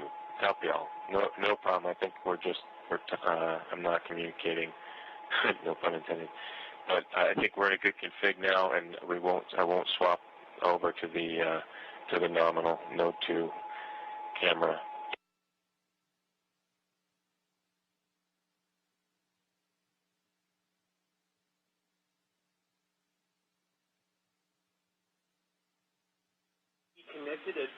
Down mic, Chris.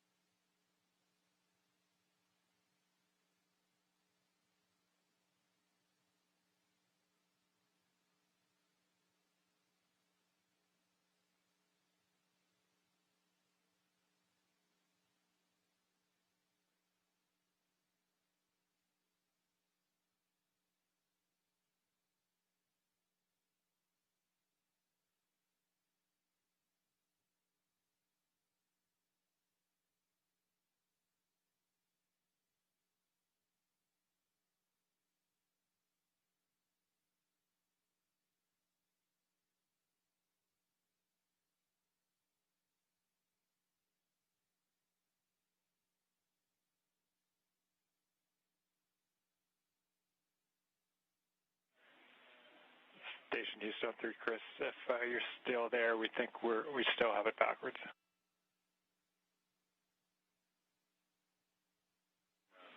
So I see you look. Yeah, I see in the video now. So we still have PAO on the line. Sorry for the confusion, but I think this much is clear. This morning,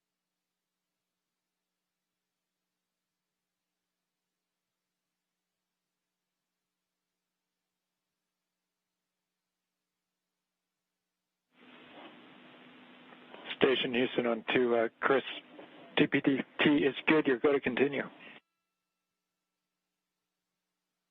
Copy, thanks.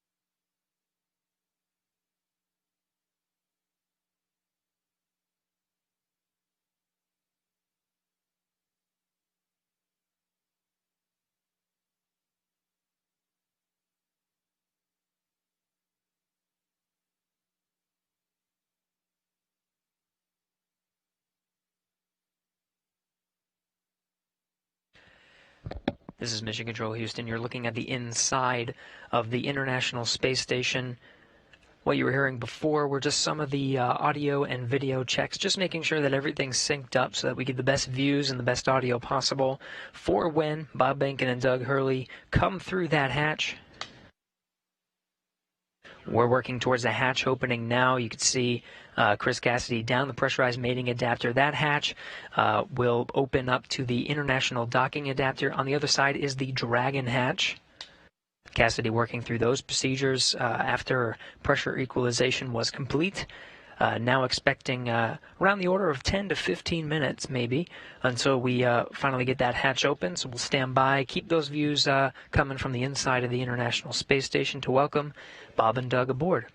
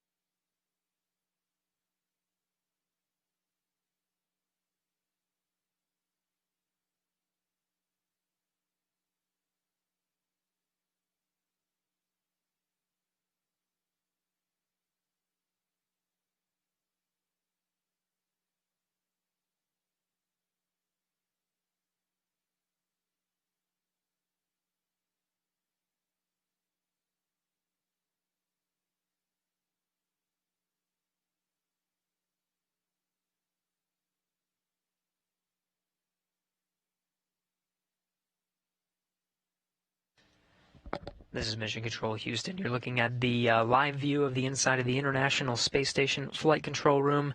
The team here, Orbit 2 team, led by Flight Director Scoville, is working through the intricate process of making sure everything is ready to open the hatch and welcome Bob Behnken and Doug Hurley aboard the International Space Station.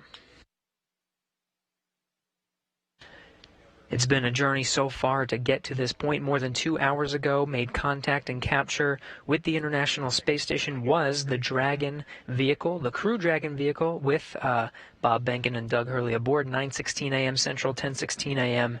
Eastern. Dragon FM voice check. How do you read me? Counting. 1, 2, 1, 30-minute 1, timer 2, that you gave 2, us a little 1, bit 2, earlier. 3, 1, 2, 4, 1, 2, 5.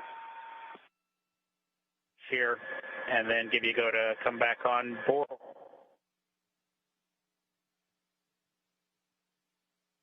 In Dragon SpaceX, you were pretty broken in that previous call.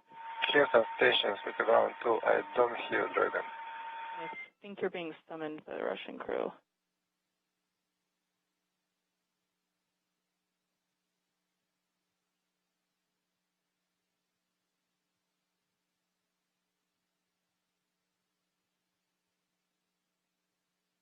In Dragon SpaceX, I was told to proceed with you. Can you please repeat your last?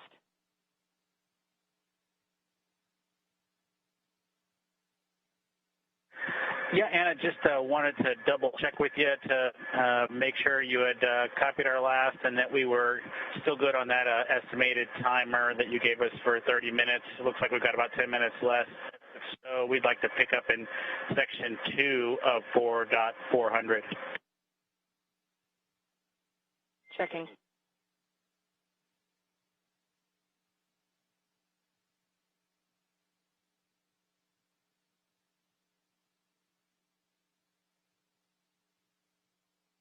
This is Mission Control Houston. Chris Cassidy opens the hatch to the International Docking Adapter, 11:37 a.m. Central Time. Station and Dragon flying together, 267 statute miles over the South Pacific. This is a view from the camera at the forward end of Dragon. 20 minutes until Dragon hatch open, and the APAS hatch was just opened.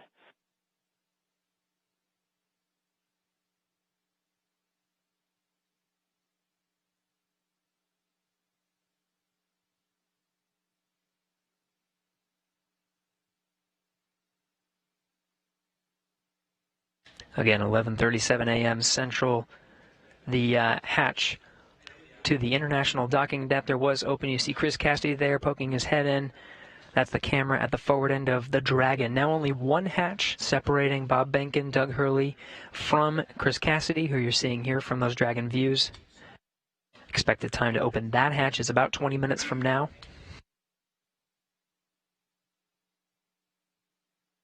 We'll report that time to you and expect to do a welcome ceremony at 12:15 a.m. Central Time,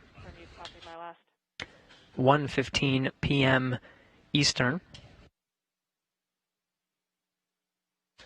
That'll welcome Bob Behnken and Doug Hurley aboard the International Space Station as part of the Expedition 63 crew.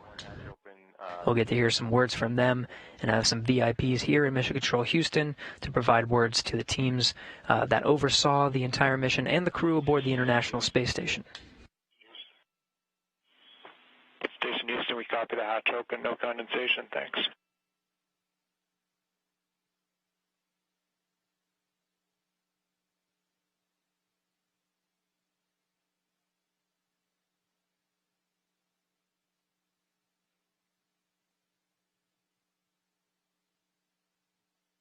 Dragon SpaceX on Dragon to ground, comm check.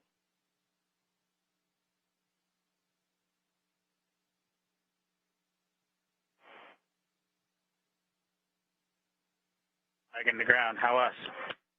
A little choppy, how me?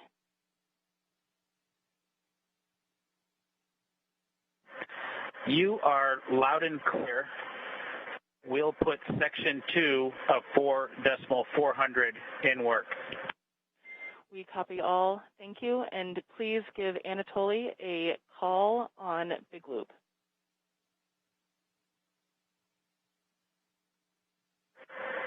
Okay, we'll call Anatoly on the Big Loop, and I'd also like to report 2 bottles of water consumed from location 9, bag 204. Location 9, bag 204, and to confirm that was for the waste system flush.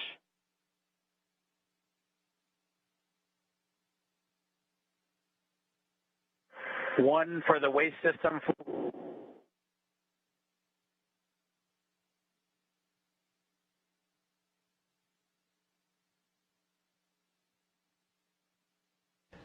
Chris Cassidy removing that target from the APAS hatch docking interface. Dragon, com check on the big loop for Anatoly from Endeavour.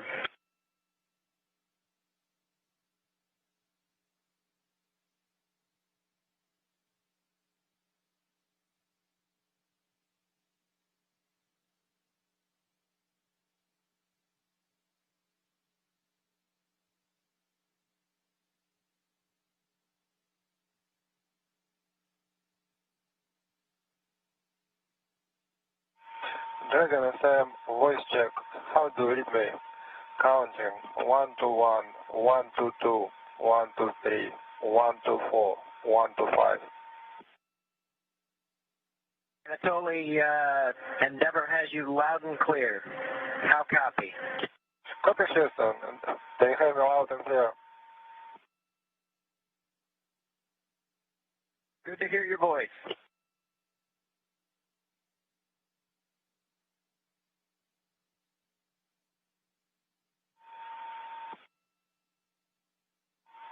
Dragon FM, how do you read me? Loud and clear. Okay. See you soon. Turning over to Houston.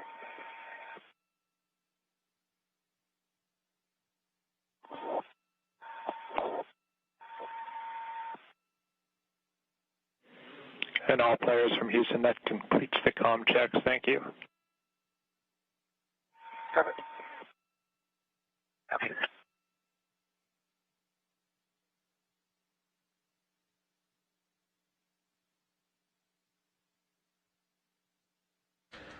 This is Mission Control Houston. Those comm checks within the International Space Station between the Dragon crew, Chris Cassidy, and on the other side of the International Space Station, the Russian segment, Russian cosmonaut Anatoly Ivanishin, completing those voice checks. You can see Cassidy continuing to outfit the hatch, just clearing the space and providing some padding and removing that docking target from the APAS hatch. Thanks, Dragon. Go ahead and Dragon to ground. So I copy that the waste system flush is in work, and 2 more bags were consumed from location 9, bag 204, and that includes the water used for the waste system flush. Is that all correct?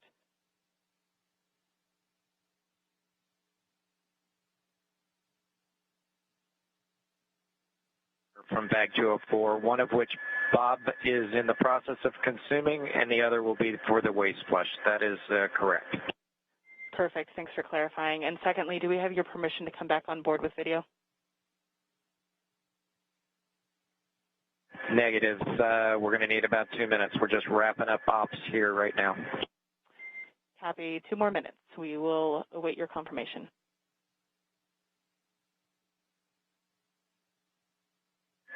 Thank you.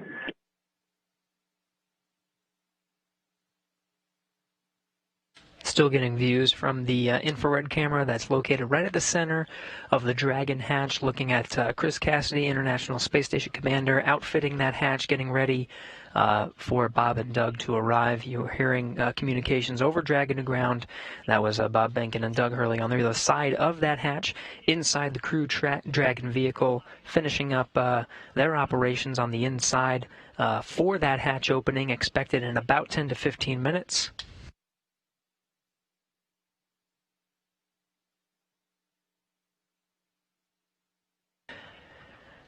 Again, it's been a process to get to this point. Just about 2.5 hours ago, docking to the International Space Station was Bob Behnken and Doug Hurley aboard the first commercial American vehicle to dock to the International Space Station with crew aboard.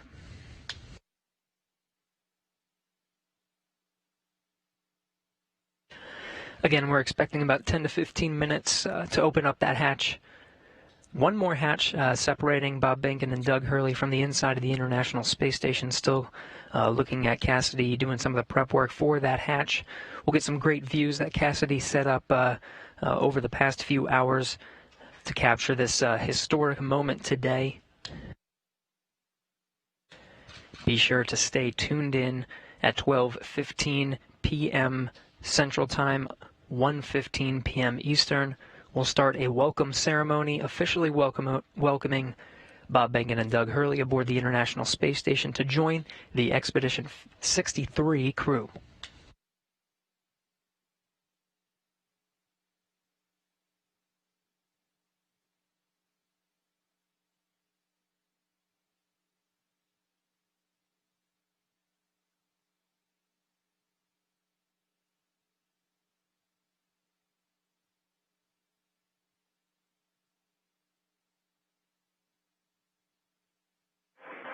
SpaceX Dragon on Dragon to ground. Go ahead.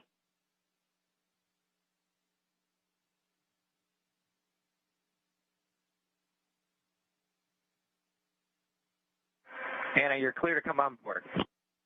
Copy. Clear to come on board, and thanks for your patience with the comm. We are in an orientation that's creating some blockage to receive your comm on Dragon to ground. Yeah, we figured that was it. No problem. That's part of the deal.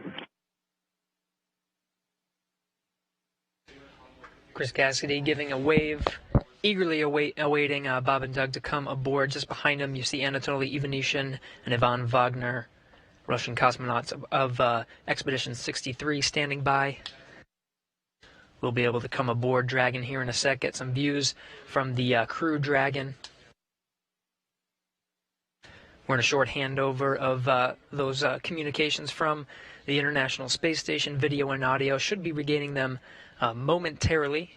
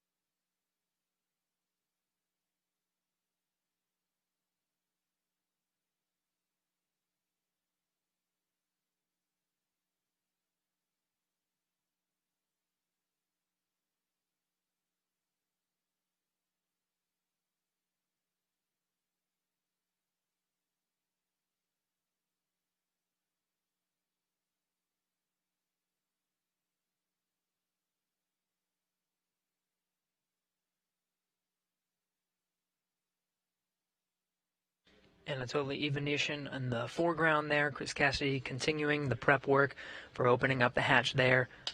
Again, the pressurized mating adapter hatch you see there in the foreground is open. The APAS hatch to the International Docking Adapter is open. Just one more, and that's the hatch of Dragon, the Crew Dragon vehicle.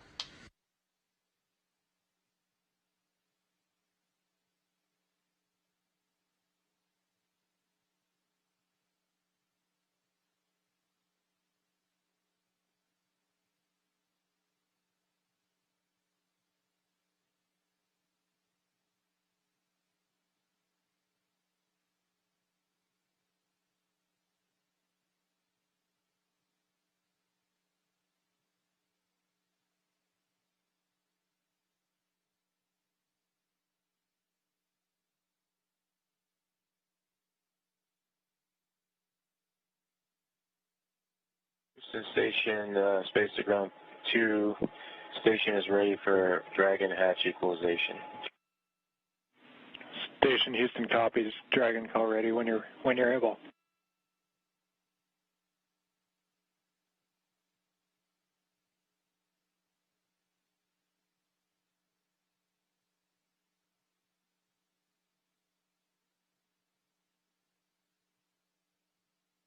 Houston, Dragon, go ahead.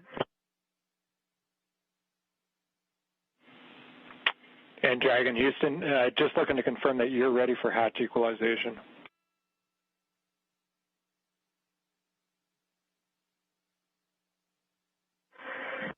We are ready as long as SpaceX is ready.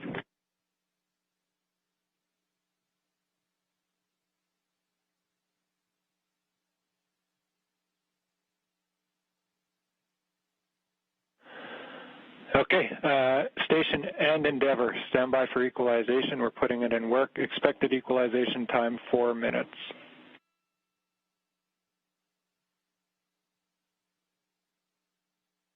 Station copies. Endeavour copies.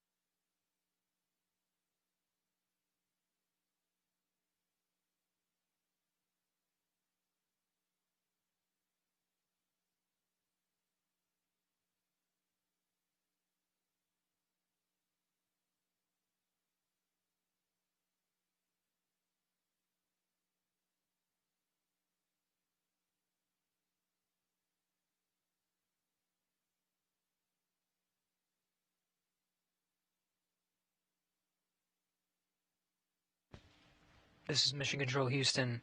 We're continuing to equalize the pressure of that last hatch. Behind that hatch is Bob Behnken and Doug Hurley aboard the Crew Dragon spacecraft. We are moments away from opening the hatch and welcoming them aboard the International Space Station.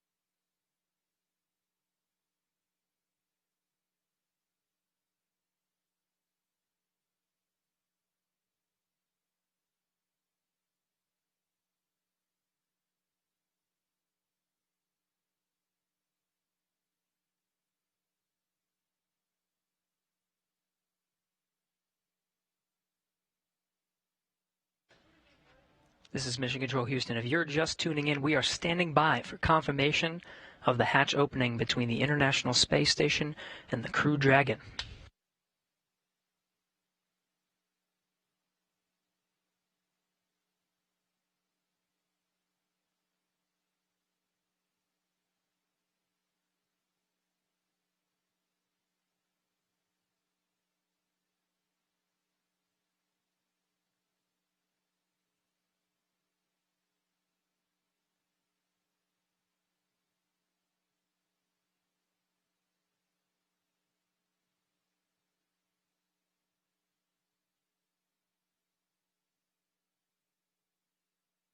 There's the hatch to the Crew Dragon. Seeing Doug Hurley through the glass on the other side.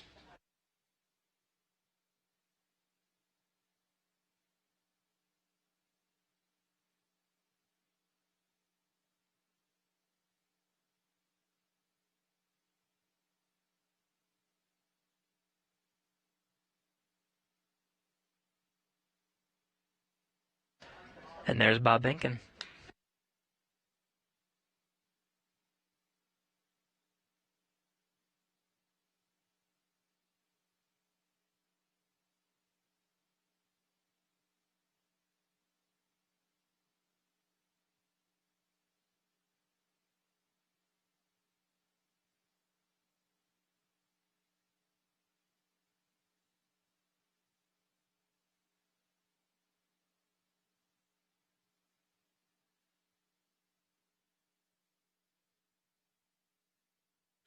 Still equalizing that pressure between Crew Dragon and International Space Station, just moments away.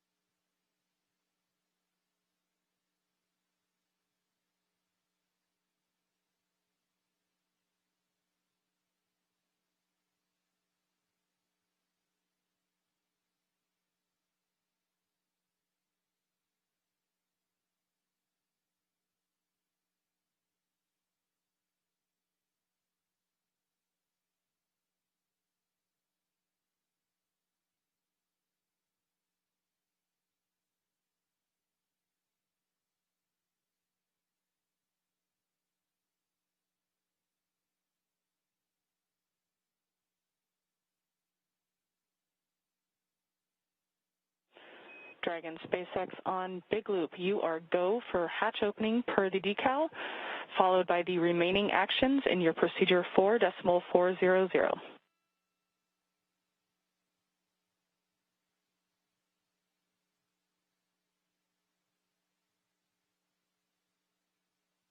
Dragon copies, go for hatch opening and remaining steps in 4.400.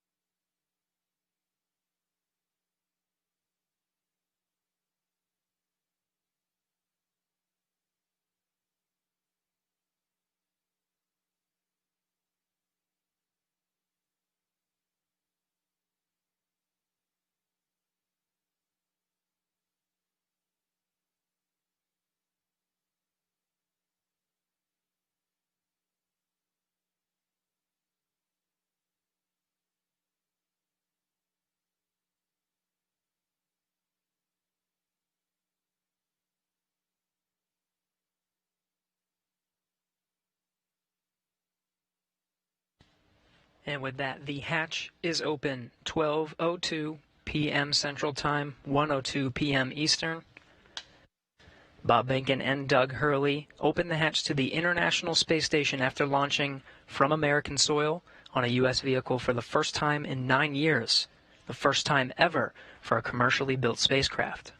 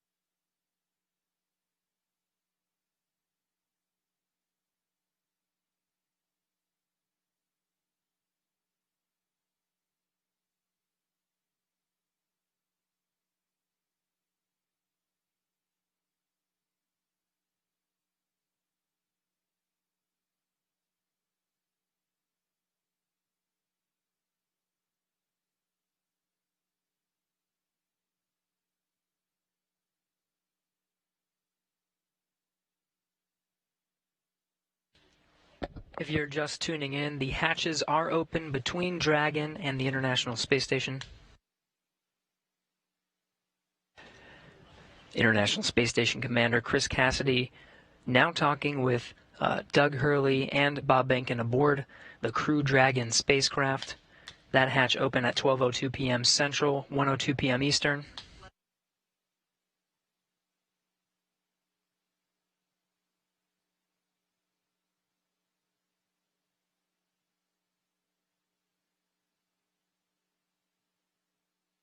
SpaceX Dragon on the big loop. The hatch is open in 5.54.400. How copy?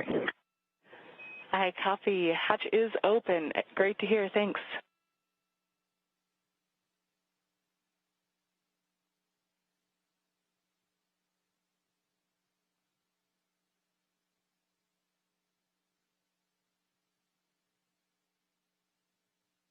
And SpaceX Dragon in 5.9, we're going to exit out of 4.400 and transition to 2.102 Crew Dragon ISS arrival through the hatch opening.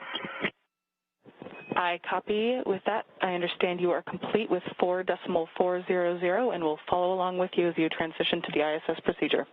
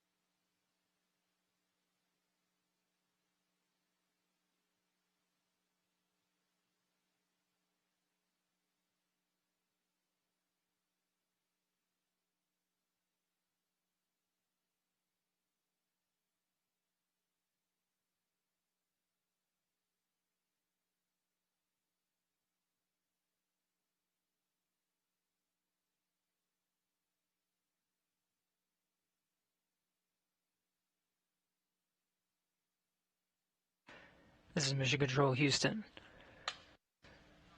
The crew of Demo 2 just performing a few closeout duties. The hatches are open. They were open 12:02 p.m. Central Time. We're moments away from the Dragon crew aboard Demo 2 to enter the International Space Station.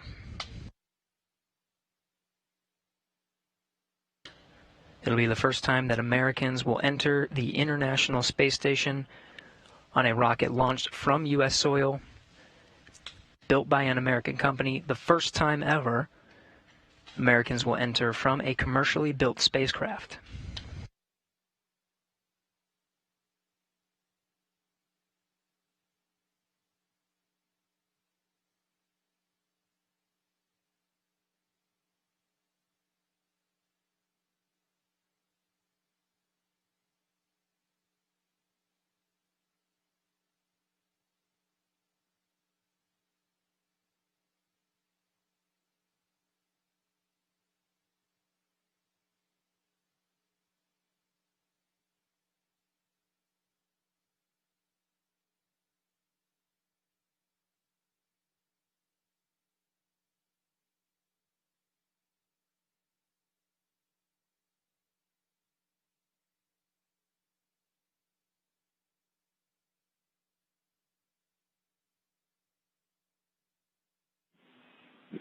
Station Houston on Space Ground 2 for Chris.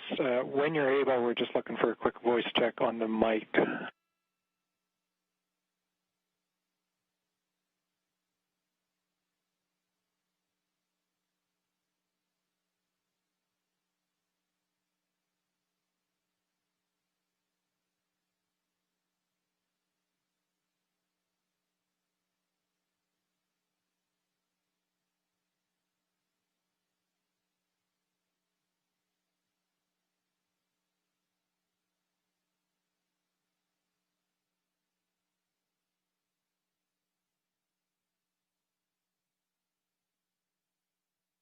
Station Space Ground 2, go ahead. Chris, we were hoping we could voice check the mic just before starting the PAO event.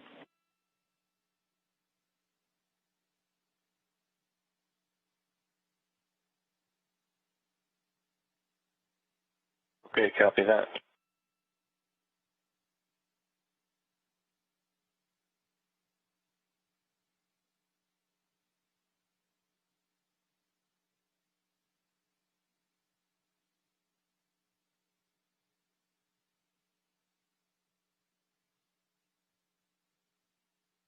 Houston Dragon on the big loop in step 6.1 of 2.102. IMB duct installation is complete. Go for IMB fan activation. Houston copies, go for IMB fan activation. That's in work.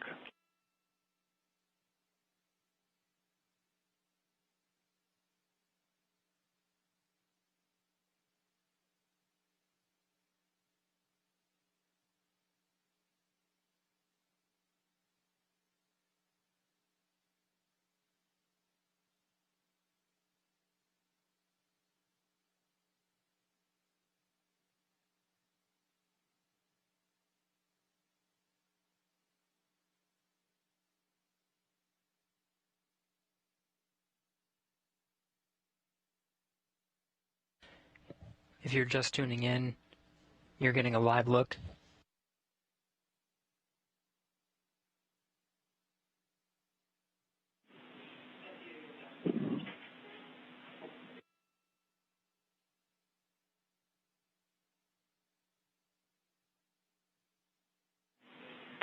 Station Houston on two things. Chris, we did hear you over the PAO side of things. That was a good voice check. We might ask you for one more. And then for the Dragon crew, you also have a go for 6.3. That's opening the location 23 and checking for debris. Dragon copies 6.3 in work.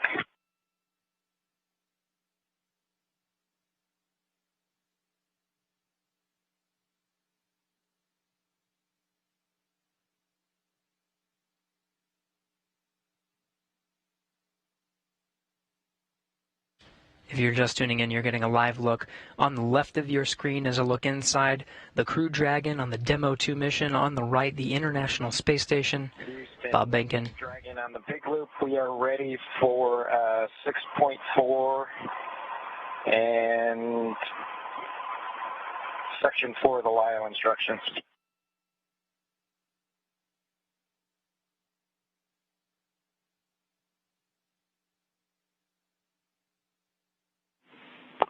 And station, we copy. Dragon crew, you are go at 6.4.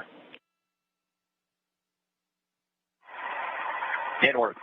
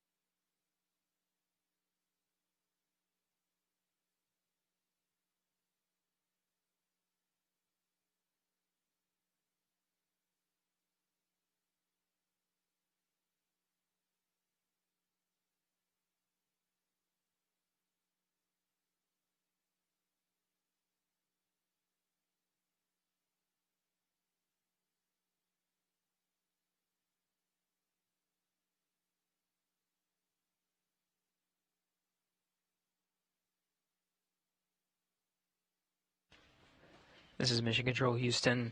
You're getting a live look at the inside of the International Space Station, losing video communication from the International Space Station. It will only be momentary. We'll have those views back to see Bob Behnken and Doug Hurley enter the International Space Station.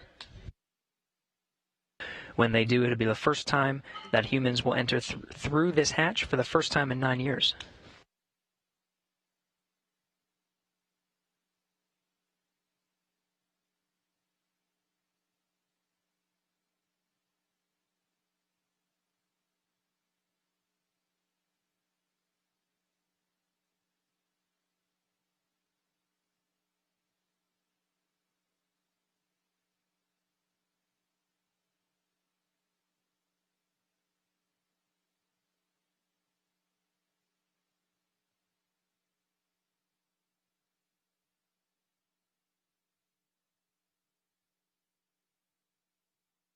Dragon, so we had to load the procedure from my iPad and hand it in to them, so that's what took a little longer.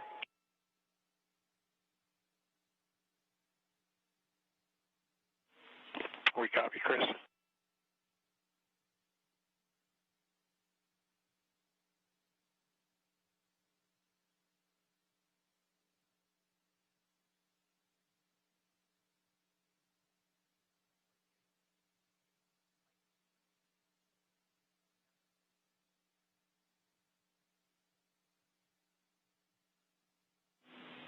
Station Houston on 2 for Chris. When convenient, PO requests an additional voice check through the mic.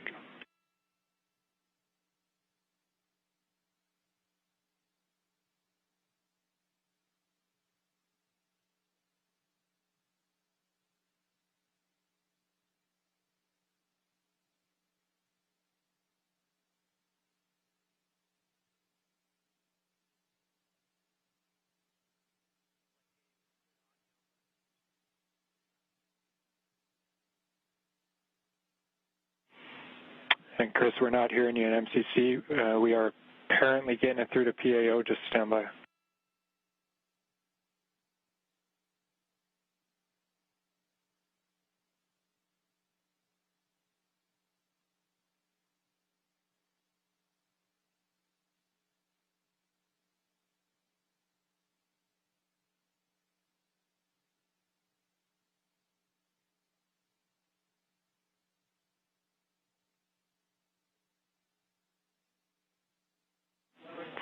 Chris, PAO is working comm reconfig. I'll call you if we're ready for another check.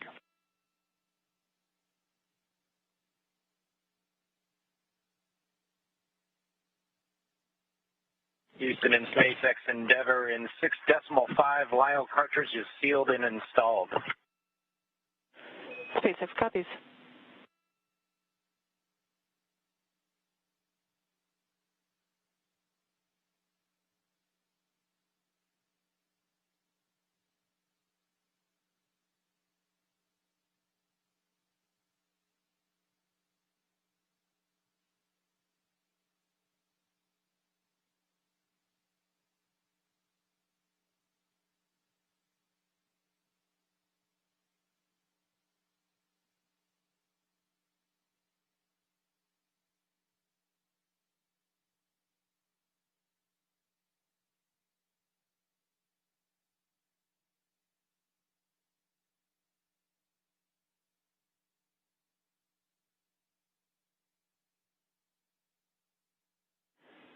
Station Houston on 2 for Chris. We wanted you to confirm that the mic is in channel 1. It needs to be in channel 1. A thought here is that it could have been bumped over to 2.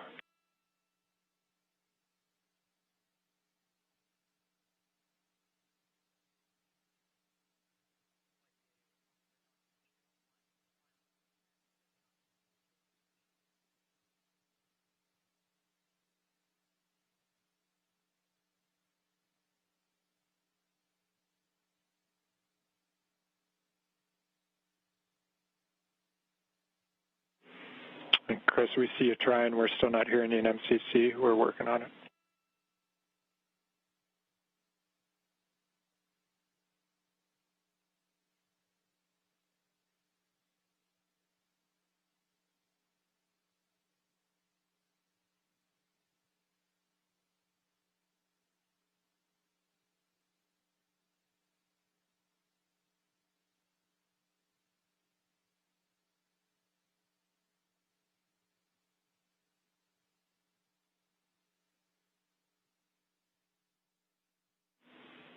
And Chris, nothing in MCC. We see you trying. The word here is that as long as that is in channel 1, any problems past that point are on our end, so we're looking into it. We'll be right back to you.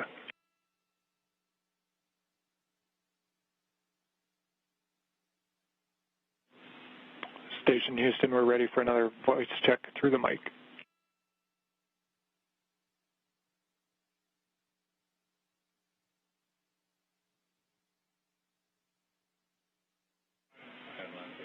Station Houston, we have you loud and clear through the mic. Thank you.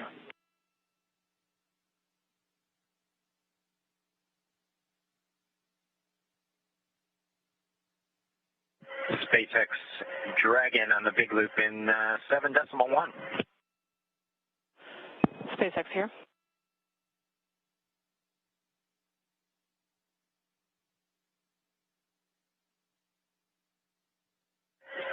Okay, Anna, in 7.1, it appears that the ABV inner Bravo is open, as well as the PPRV ISO valve.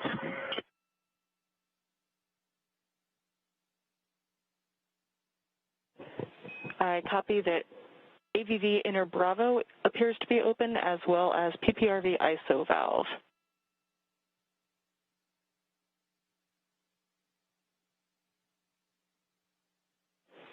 Go ahead and cycle them to close if you're good with that call. Yes, we are good with that call and appreciate the status. Thank you.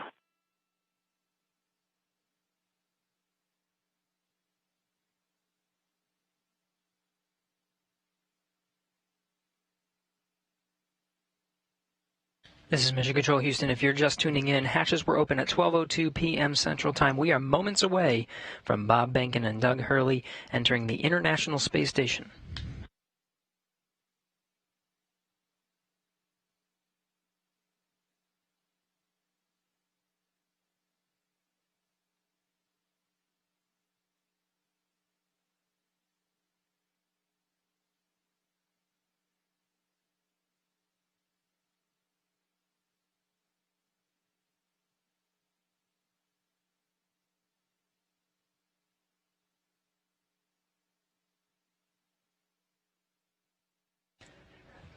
Again, this is Mission Control Houston, moments away from Bob and Doug entering the International Space Station. Shortly after they enter, we will conduct a welcome ceremony. There will be VIPs here in Mission Control Houston, Ficker 1. Looks like they're all closed visually now. We are in 8.3 for both SpaceX and Houston. Dragon arrival configuration is complete. SpaceX copies. All valves appear closed visually now, and arrival configuration complete. Excellent to hear. Houston copies. And with that, Endeavour, welcome to the International Space Station. Please come aboard.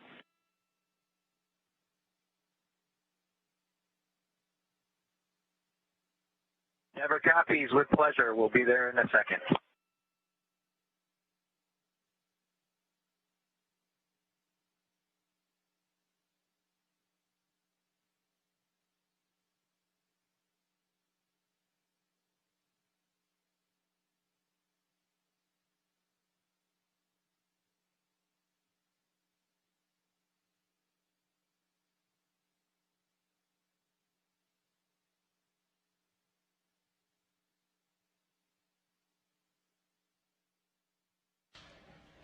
We have Bob Behnken from SpaceX Demo 2 mission entering the International Space Station.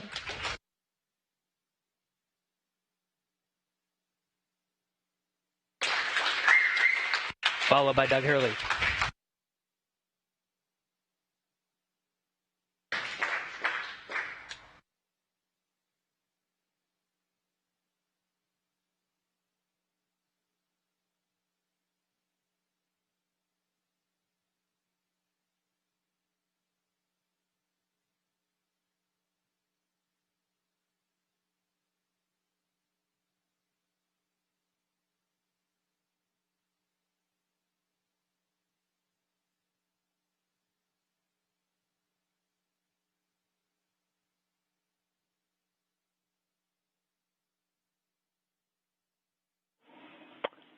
Station Houston, we see you, and it's a great-looking photograph.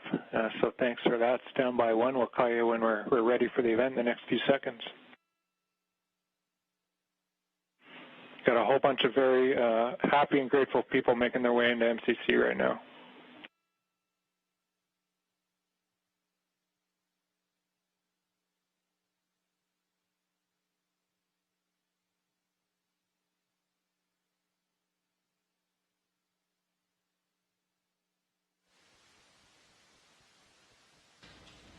Demo 2 crew now aboard the International Space Station. They entered at 12:22 p.m. Central Time.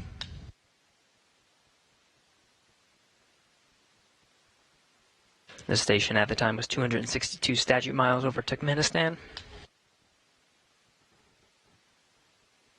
Crew all gathered in front of the cameras at the Node 2 forward end of the International Space Station. Just behind them is the hatchway to the Crew Dragon on its Demo 2 mission. We're standing by for a welcome ceremony. We'll have VIPs here in Mission Control Houston ready to greet the crew.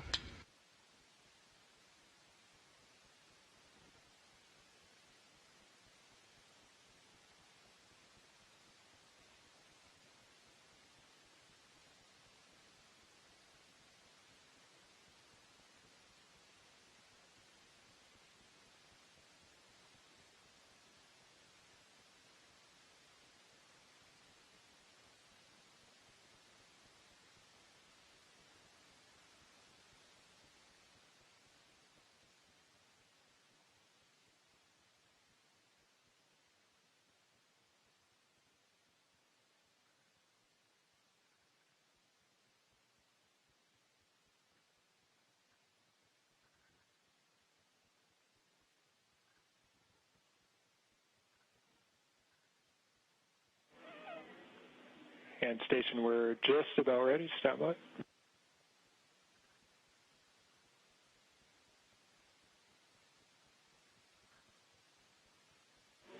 All right, Station, it's Houston on Space Ground 2. Confirm that you are ready for the event.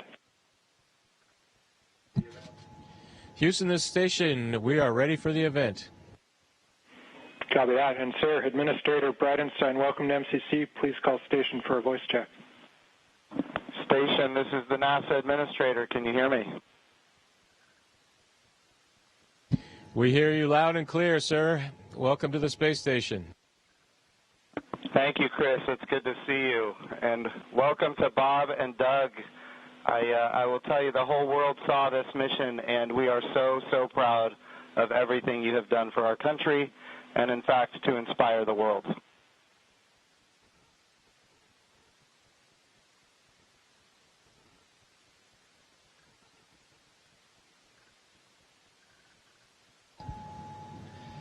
We sure appreciate that, sir. It's obviously been our honor to be just a small part of this. We have to give credit to SpaceX, the Commercial Crew Program, and, of course, NASA. It's great to get the United States back in the crewed launch business, and we're just really glad to be on board this magnificent complex. Well, we have some VIPs with us here, and I'm sure they have some questions that they'd like to ask you, but I have one of my own before I turn it over. And I just wanted to find out if you guys got any sleep on your way up there the last, I'd say, I got 19 hours. Did you guys get any sleep?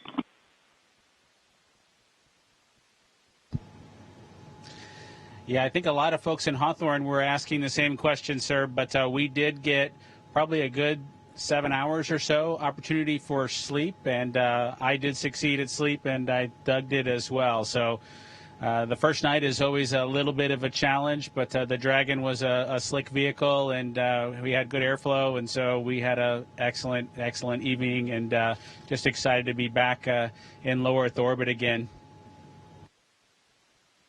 Amazing. Well, one of the people that is here with us today is Senator Ted Cruz, and of course he's a huge advocate of America's space program, and he's been somebody who has helped us so much as we transition from one administration to the next administration. And the reason missions like this can have success is because of continuity of purpose.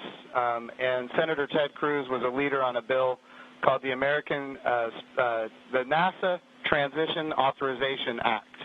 And because of that, we have had a lot of political support, and we're very grateful for his leadership. Senator Cruz, would you like to say a few words? Well, congratulations, gentlemen. The eyes of the world are upon you, and everyone is proud of you.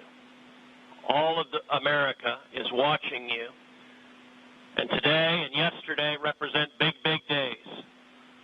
We're looking at a decade since we've had American astronauts launched on an American ship from American soil. And I can tell you, I sat with my wife and kids in our living room watching on TV yesterday, and I suspect we did what just about everyone watching did, including both of you. We just held our breath as it took off. And we're glad to see you've landed safely. We're glad to see you've docked. And so let me ask you, that Dragon is an amazing vehicle. How does she handle?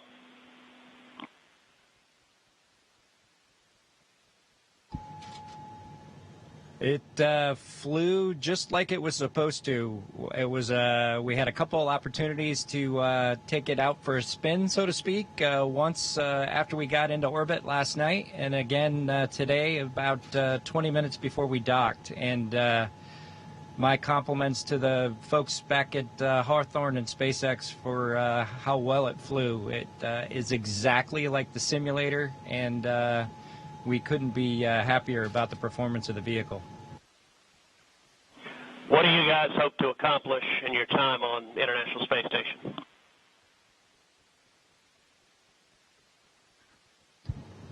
Well, while we're on board the space station, of course, with the new spacecraft, we do hope to put her through her paces, and so the good ship Endeavour is going to get a lot of checkout over the next week or two here, and hopefully we'll be able to declare her operational, and Doug and I will be able to take some burden off of Chris and his crewmates, Ivan and Anatoly, so that we can keep the space station operating at its peak possibilities. So we're looking forward to contributing any way that we can, and like I said, trying to keep space station as productive as possible. As a country, we're in the midst of a tough week. We're seeing protests, we're seeing a lot of anger, we're seeing violence.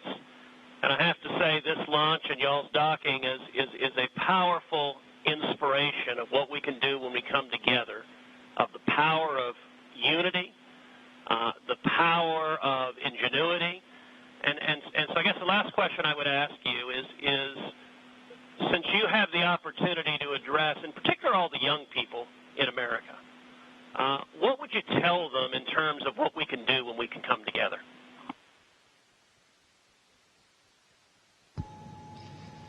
You know, that's a great question.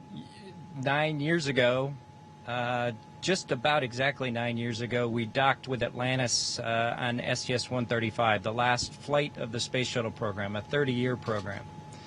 And folks at SpaceX, folks at NASA, the Commercial Crew Program put their heads together and worked diligently year after year, making sacrifices, working hard.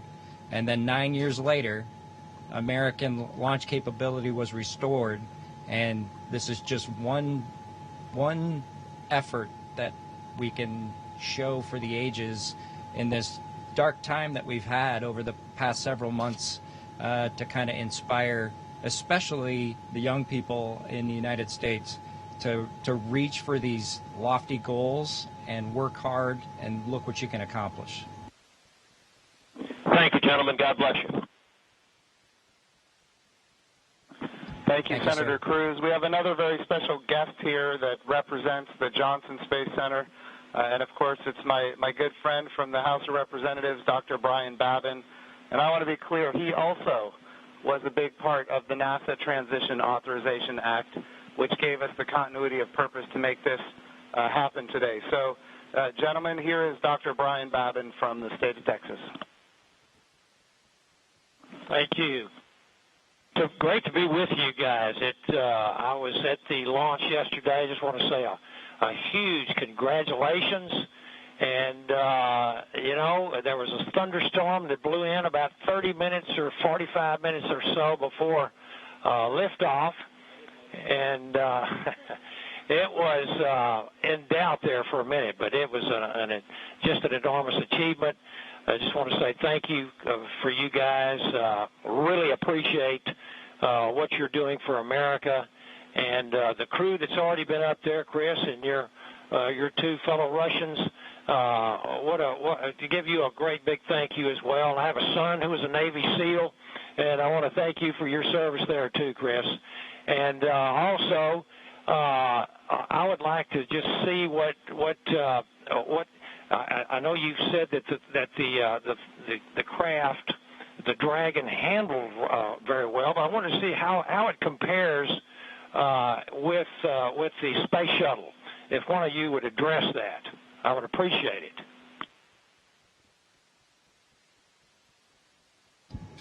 Well, thank you, sir. It certainly has been a long endeavor for us and our namesake spacecraft. We're proud to have her on board the International Space Station after all that the teams around the country and across America have done to get us here today. As far as a comparison with the space shuttle, both Doug and I took a few minutes while we were accomplishing the approach and docking to, in our spare time, talk a little bit about it. We were surprised a little bit at how smooth things were off the pad. The space shuttle is a pretty rough ride heading into orbit with the solid rocket boosters.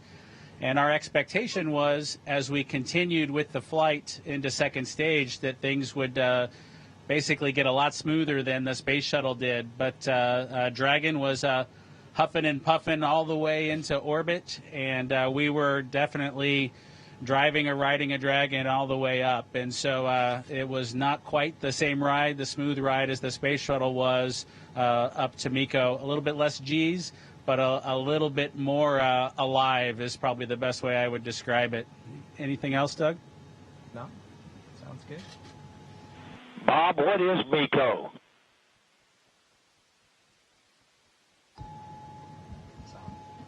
Sorry, I have to apologize for actually using the term MECO. It's a little bit confusing between the space shuttle and the Dragon vehicle. So it's a main engine cutoff is what MECO stands for. Those happened at different times in flight for the two vehicles. For the space shuttle, that was when you were all the way in orbit. For Dragon, that was just a little bit after 2 minutes. And then we had the single engine cutoff for second stage when we achieved orbit. So that time under the single engine under Dragon with one engine was more of an experience than the shuttle was for that 6.5 minutes or so that we were under that second stage motor. Well, I would just like to say, in fact, Doug, did you have something you wanted to add there? I met your mother and father yesterday, Doug, and great folks. They're very, very proud of their son.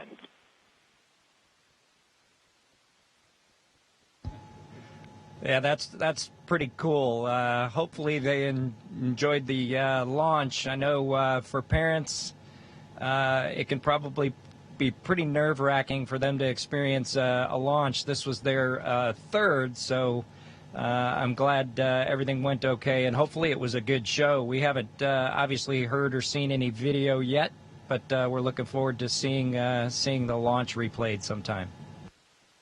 I can assure you that it was a great show. It was one of the treats of my lifetime, I would have to say, and many other folks that were sitting there looking all across the country and even the world.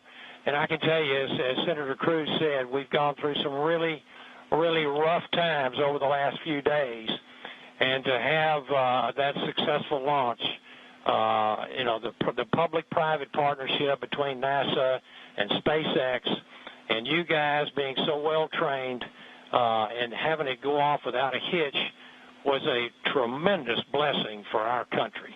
And I can't tell you how many emails and communications I've gotten from people that who were so disturbed by what's been going on, transpiring around the country, to have the great news and the wonderful liftoff and everything going without a hitch. So I just want to say God bless both of you. Thank you so very much. Bless the rest of you folks up there as well. We thank our Russian partners. And Thank you, Chris. Y'all are all in our prayers, and we're looking forward to seeing you successfully complete your mission and back on safely on Earth. God bless.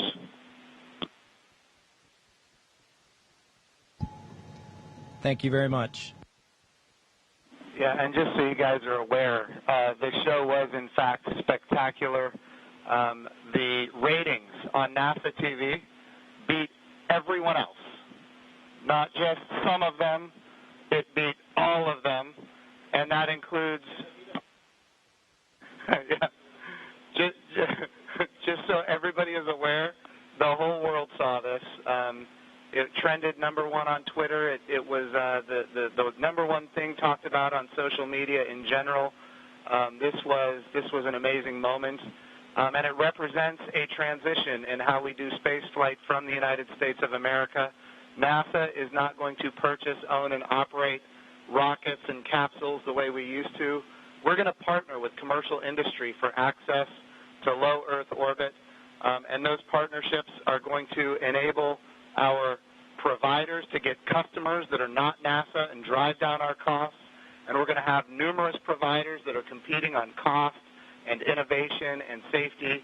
And we're going to have more access to low Earth orbit than ever before.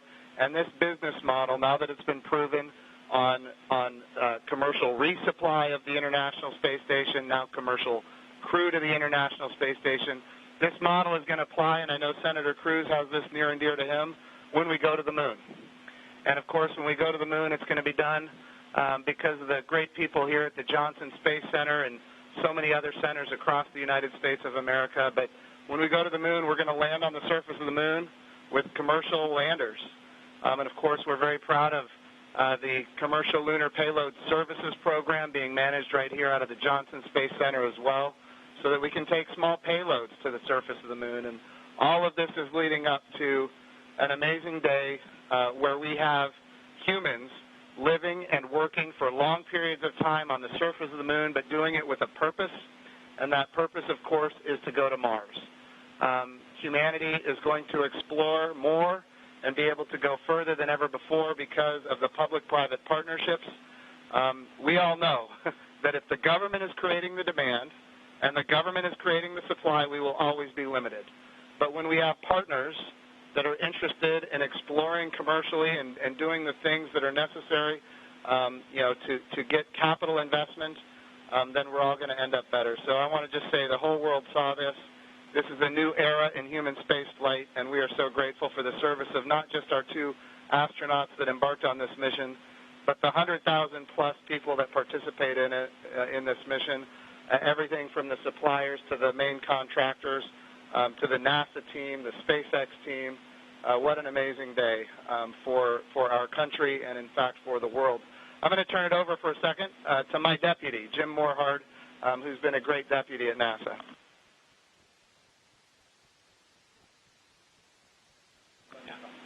Gentlemen, congratulations.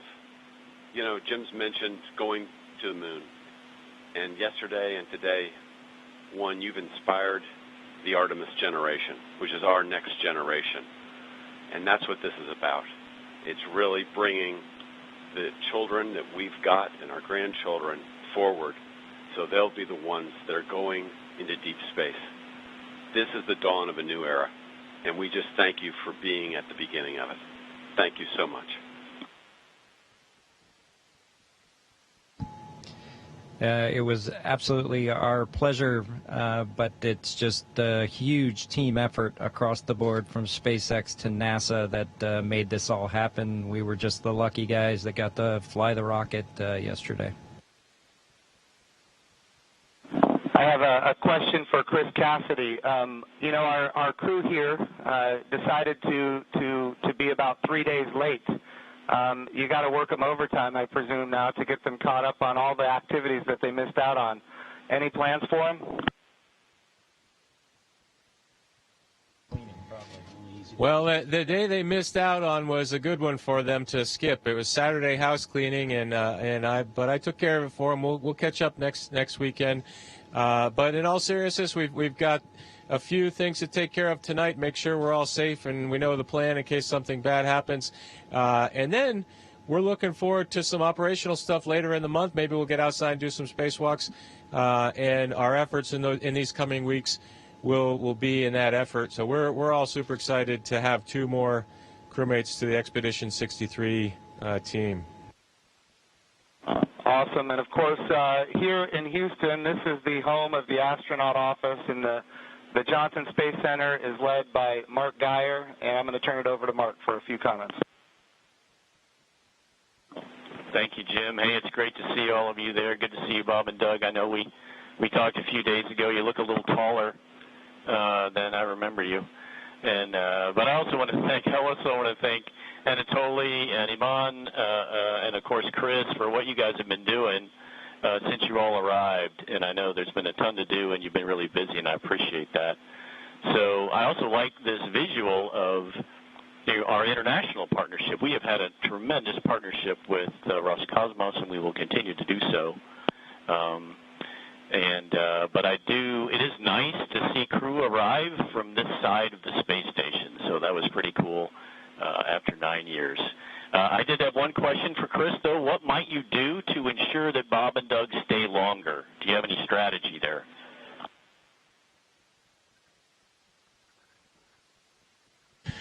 Well, we'll slow down the rate of which I'm eating food, and maybe we can stretch out our consumables a little bit. But that's a great question. We'll have to come up with some conniving scheme here in the next few days. All right, thank you. Thanks, guys. Look forward to greeting the 3 of you eventually back in Ellington after your work is complete. Thank you. And, of course, Mark Geyer has an amazing deputy, Vanessa Weiss, if you'd like to come and say a few words. Thank you, Jim. Hi, guys. You look really good. I just want to say on behalf of everybody here, we just want to thank you. It was an amazing launch, and we love seeing the docking. You guys all look really good. Just thank you for all that you're doing, and we can't wait for you to return, but not too soon. Station wants you to get a lot of work done, so looking forward to all of that. But thank you, and God bless. Thank you, Vanessa. We appreciate that. All right, we also have with us Steve Jerzik, who is the Associate Administrator for the agency. For people who don't know what that is, that, of course, is the Chief Operating Officer of the agency. But he also ran the flight readiness review for this mission. He did really an amazing job, and I can't say enough about his leadership at the agency. Steve, if you'd like to say a few words, ask a few questions. Hey, guys, it is just great to see you all on the station. I can't tell you how my adrenaline shut down when you guys opened the hatch. I mean, I've just been on edge ever since yesterday, and the weather cleared. I can't tell you how great it's been to see you on station.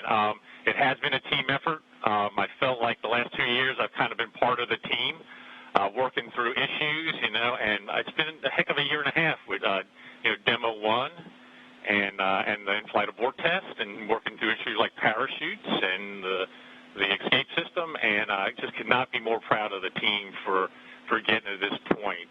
It's amazing, and you obviously have been part of that. I really appreciate you all showing up in Washington, D.C.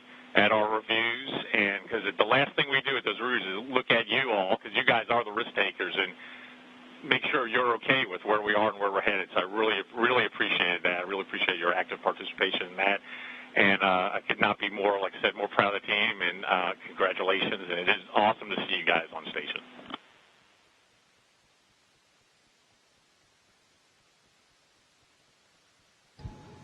Well, thank you, sir. We're just proud to be a part of the team that got to bring spaceflight back to the Florida coast. I appreciated the comment earlier that it was nice to see a vehicle come to the forward portion of the space station, but I'll tell you what, that's the only way Doug and I know how to do it.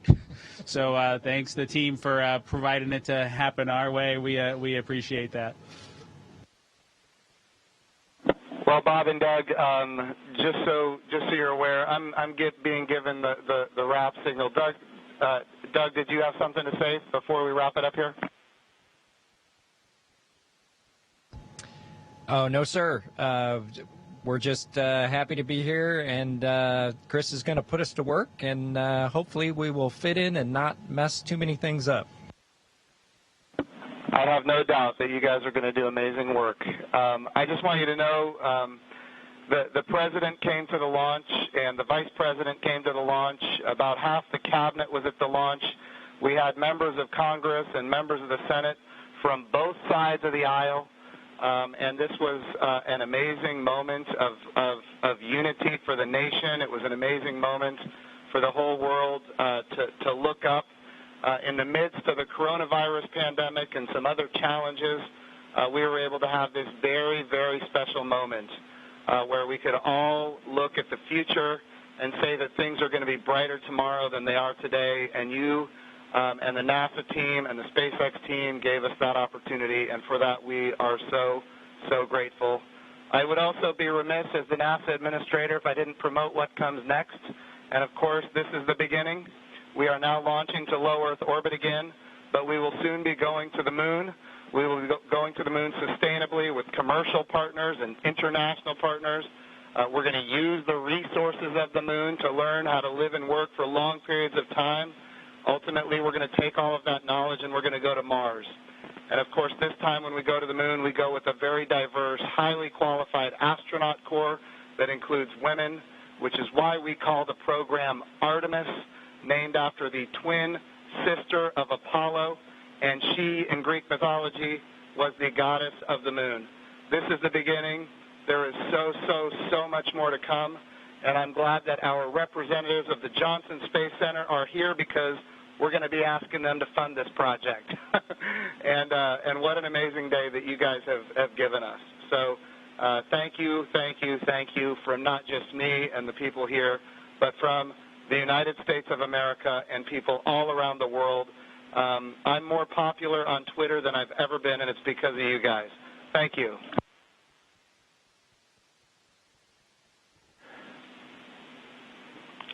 To the crew on the International Space Station. Thank you very much. Hey, Chris, we ask that you just hold your position for a few minutes. There's, of course, a number of photos we'd like to take. And then a quick note for those down here in the room. To Senator Cruz, Congressman Bobbin, Administrator Bridenstine, Director Geyer, and all of our distinguished visitors, thank you for your participation in today's historic event, and thank you for the leadership that has enabled it.